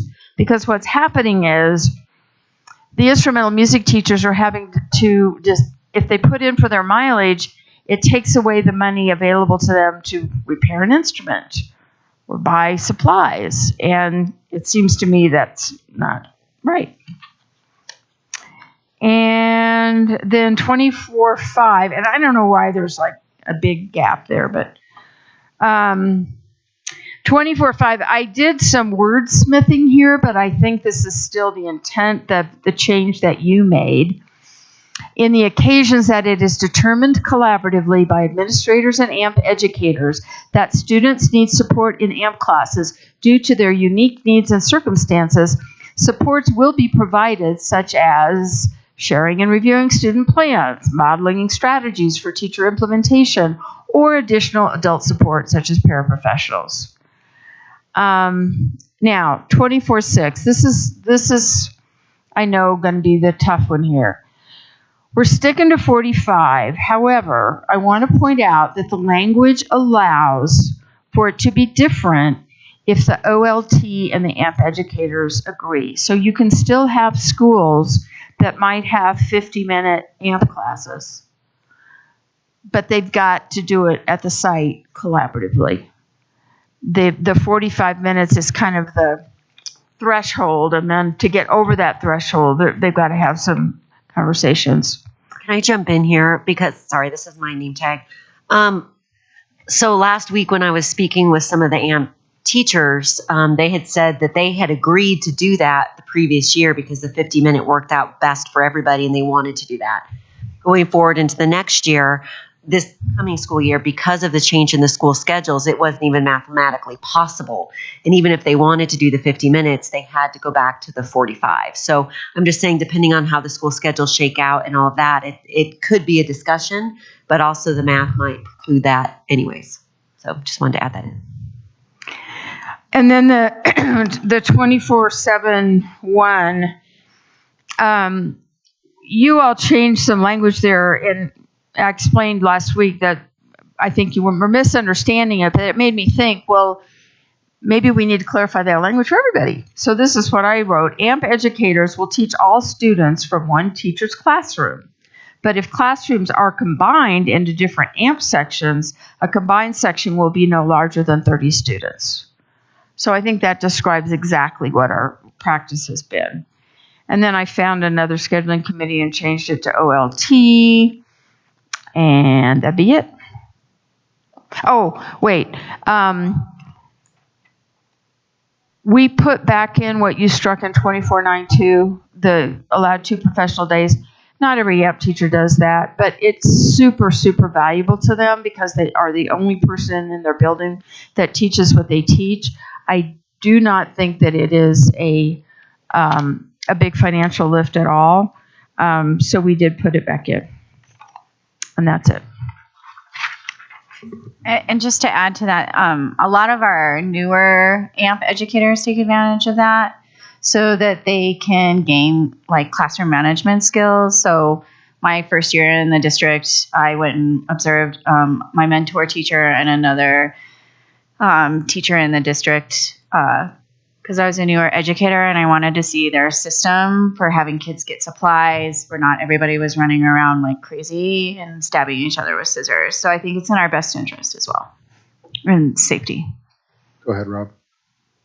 Lisa, just as a clarification then, 2492, should that be struck or not? Because it's showing the electronic struck. Well, the district struck it, and because we keep going back and forth between Word and Google, which drives me crazy, I couldn't unstrike it. I had to retype it. That's why I said blue below. The eternal battle. Okay. If anybody wants to tutor me on how to do this better, I'm open to it. But Lisa's But it's eternal different battle. language. Lisa's eternal battle. What's below is different language than what was struck, What? is what I'm saying. So 2492 that was struck, that language is different. Oh, okay. Never mind. I'm blind. Okay, any comments, questions? Anything at all? Going once, going twice, sold. Maybe not sold. Or is the district going to take this back, or are we going to do a consensus check? We're going to go ponder it over the next week. Okay, great. So can we move to Article 5? Article 5. I'm pushing. All right. We're so close here. We're so close. So let me explain what I did here. The language that is highlighted in yellow is, to the best of my knowledge, what we have already changed that is agreed to. And I double check my work, but I'm pretty sure that everything in yellow we've agreed to already. All right. Now I do have a question, and I really thought about letting this slide through, and I decided no, I was going to bring this to everybody's attention. The additional 4 non-contact days in the way it's written currently is that it will continue until the parties agree to change it. It's not for 1 year only. And I just wanted to make sure that we're all in agreement that that's what we're doing here. If not, then I would offer in the same spirit of transparency, if we get to a place where we're looking at a weekly or a monthly or whatever of a late start or early release, then we may want to will change have it. to look at changing that language just so that we can get all our instructional hours in Okay. and what we need to do. And so right now, the way it exists does not, I mean, it's one of those, we say we're going to go out and talk about, our proposal is try to get support for a late start or early release so that we can look at doing that system wide because we see value in that. If for some reason we can't, we still have the 4 days in there. If we get to the place where we're ready to go, I mean, we're going to have the conversation around giving something up. Okay. Yeah. I just wanted to be transparent about that. I did have a little gremlin that said, don't say anything, Lisa, but I resisted the temptation. Okay. Now, the next page, 536. The part that's all crossed out and everything, it was so confusing to me, I just kind of retyped it up above. So the stuff in light orange we have not agreed to yet, and this is going to be the hard work. We have gone back to 225 minutes each week within the student day, and an additional 30 minutes will be allocated within the work week. And this is because we're still concerned, the part with the AMP teachers and increasing it, we're just not sure that's going to work. So we went back to our regular 225 minutes a week plus 30 minutes outside the student day. So this would be like, okay, guys, Tuesday after school, there's not going to be any meetings every Tuesday. That's your extra planning time, and we're going to stick to that. The next paragraph is about, which is basically what's been on the contract before. Collaborative planning time will be in addition to, not instead of. And then I added a sentence that I think is really important. Collaborative discussions between educators and administration will determine the type of team or group planning and how that time is allocated in the work week schedule. I think it's really important that if a school wants to do PLCs or DDI or whatever the next iteration of that is, that they're all on board, they have a conversation, they understand what it entails, and how they're going to fit it into their schedule. I also think it's important that they have a collaborative conversation on what it looks like in their school, right? Yes. Because people have different ideas of what PLCs look like, and schools do them so differently across the district. And shout out to the district PLC team that we have met with, who have a great vision, and it certainly, it's my vision too about what they should look like, but I can guarantee you they don't look like that everywhere. All right, and then here's the tough one down here, 537. Leadership will work in collaboration with JCA leaders to implement a plan, including conducting outreach in the community to build support for a 2-hour late start or early release, monthly or weekly, K-12 for implementation during the 2024-2025 school year. The changes that we put in there, and they're taking out the word potential, and I just realized that I was going to let you talk about this, Kendra, and I was so excited to finish. I just stormed on through. So Kendra, chime in here. But we had so many discussions with our community, and we were right on the verge of doing this. I do want to acknowledge there are going to be some challenges when we were talking, for example, with our Warren Tech friends this evening. Whenever there's a district late start, their morning kids don't show up. And so there are going to be some things like that are going to have to be figured out. And I just, we've had the conversation about late start versus early release, the pros and cons, but that conversation we can have some more. Anyway, and then the next page has a little bit that's highlighted in yellow that I think we've agreed to. So I'm done. Sorry, Kendra. Good, Kendra. I just wanted to add in too, just a little like historical context. I know that we were on the brink of starting some early release or late start. We had at one point in the district, and Anthony and I were trying to remember when it was, but we did do an early release once a month at the elementary school. So it has happened, and our community has supported that historically at some point in time, and we did it for a number of years. And I think we split the time between PD and some individual directed time. I know we kept the kids through lunch, so yeah, they all had their lunch. And I think we've had this idea floating around in the contract for several years now, and I think that's why we keep going back to striking that word potential, so that we aren't kicking it down the road another year, but to get the ball rolling with it. Not that we aren't open to exploring it. Certainly, I think we need to, and it needs to be a collaborative effort, but we just want to stop saying potentially it will happen, that we are going to commit to doing this in some fashion.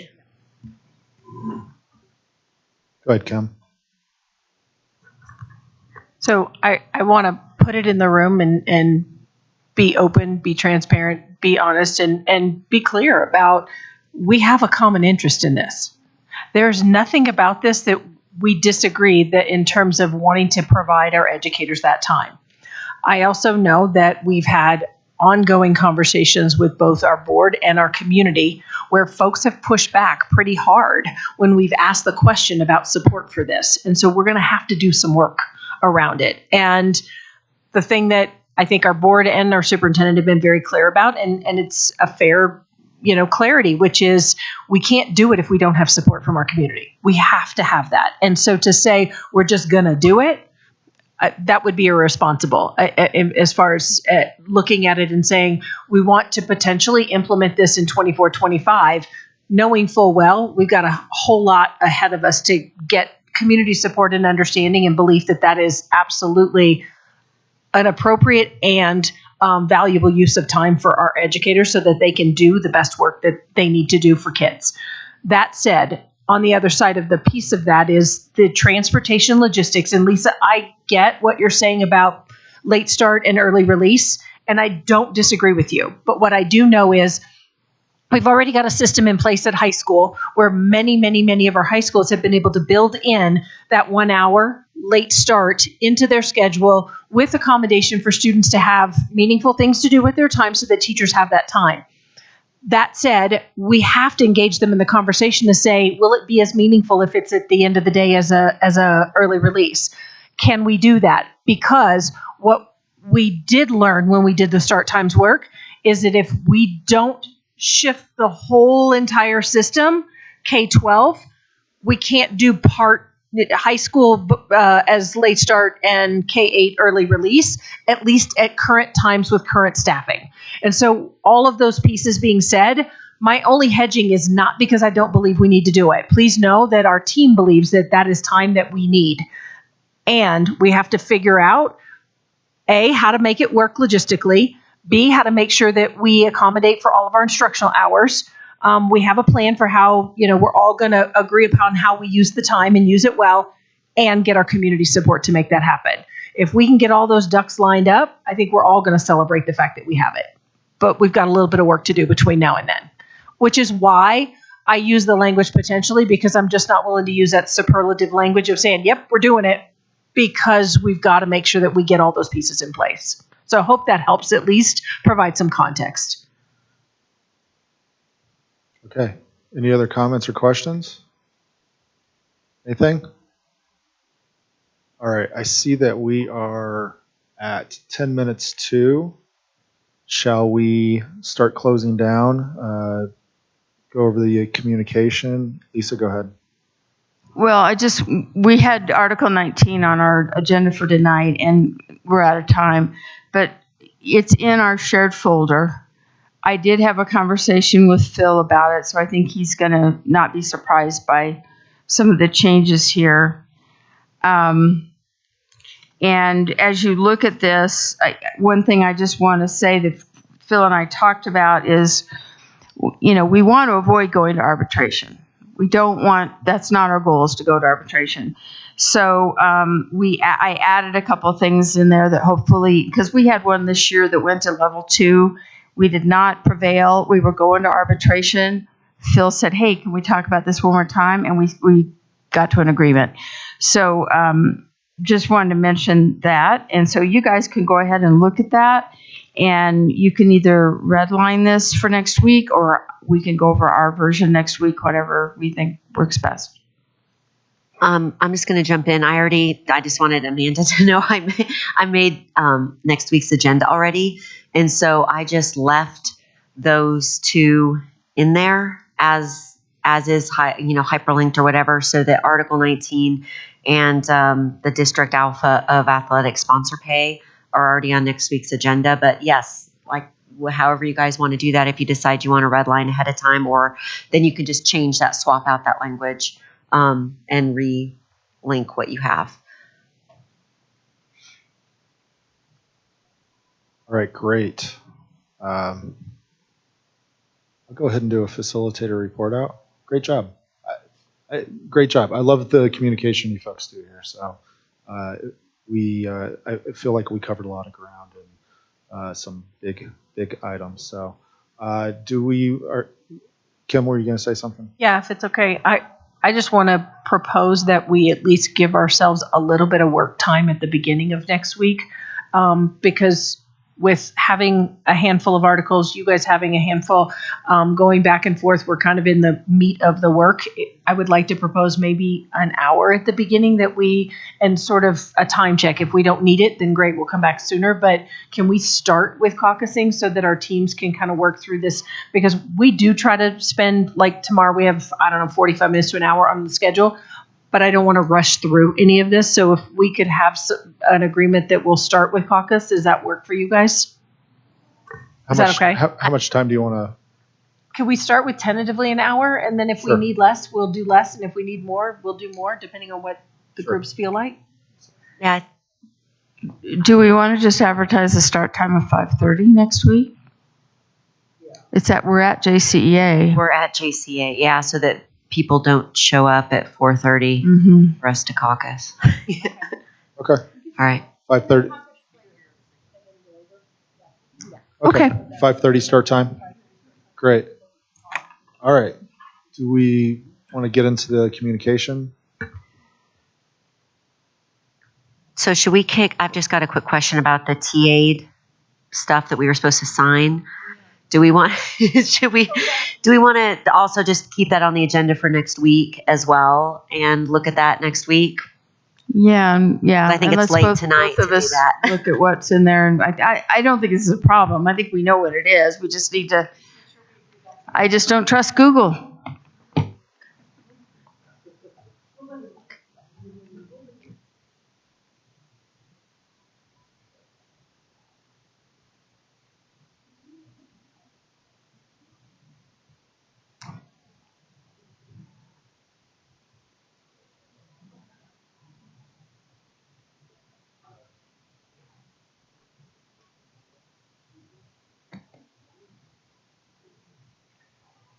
Man, I could continue.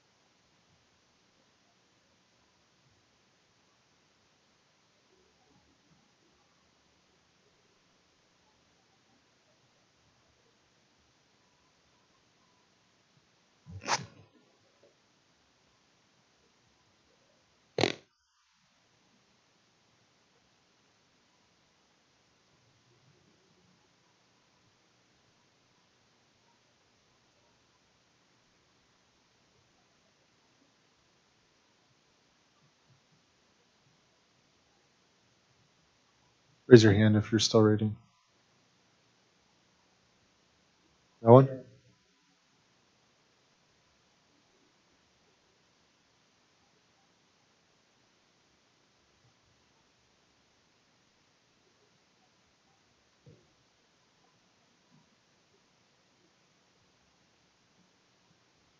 Looking ahead, sorry, do we need to do consensus on the minutes first? Probably usually do. Probably, okay. It's going to jump into next week's agenda.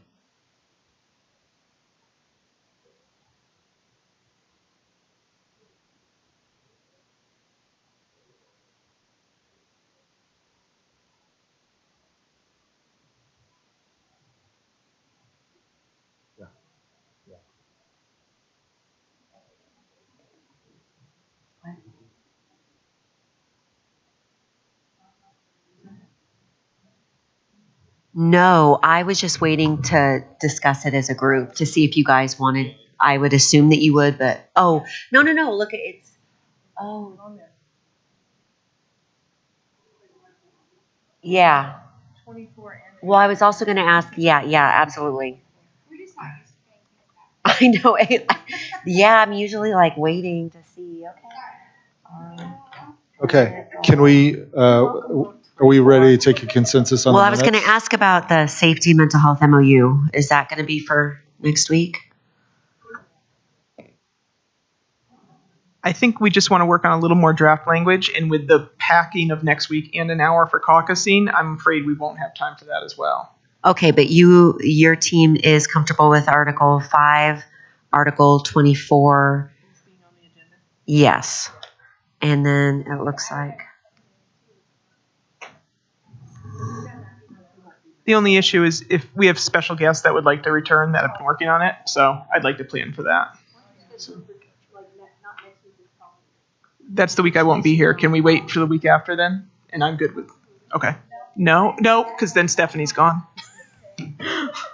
Okay.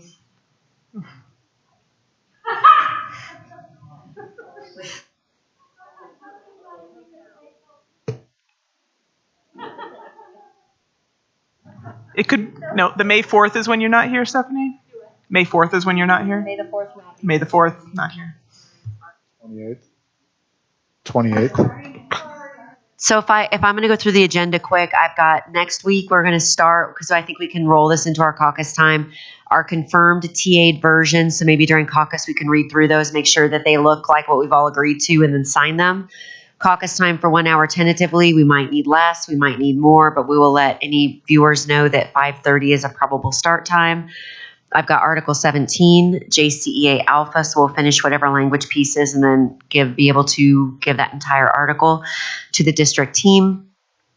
Article 19 is the JCEA Beta, which you guys can let us know if you want us to present or if you already have red line language ready. Athletic sponsor pay, it looks like District Alpha already in there. Article 8 will be the JCEA Charlie. Article 5, District Hotel. Article 24 is the District Charlie. And is that are you sure you don't want me to add anything else in there? Anybody? Anybody? Nothing? Nothing?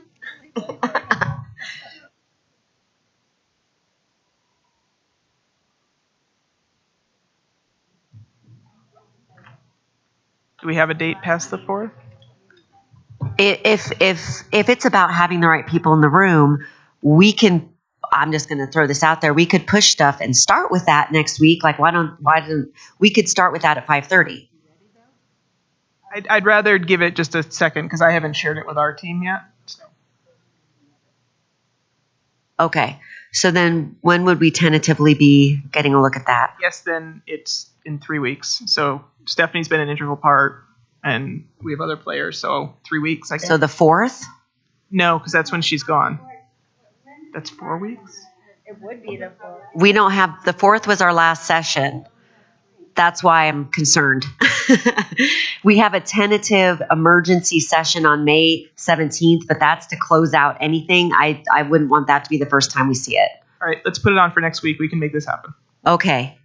Because we have the caucus time. If you guys, we have the caucus time that you guys can use. So if some of that needs to be for that, then maybe we could, I'm just in terms of not running out of time. No, now that we work through the calendar, we can make this work. Okay. So we'll start, then I'm going to move that to the very first thing we do so that you can let your people know 5:30. Okay. All right. Quick consensus on the notes. 3 thumbs out. All right, great. I had mentioned this to, I think, Kim and Michelle earlier. When we did our planning, I said that there were going to be times when I wouldn't necessarily be able to make it because I've got to triage things. Next week is going to be that week. I do feel pretty confident about the 4th. I might have to move something for a noon start. And tentatively 28th might work as well. So I'm gonna do what I can to make sure that those work. So okay. All right. With that, congratulations. Great night. Travel safely.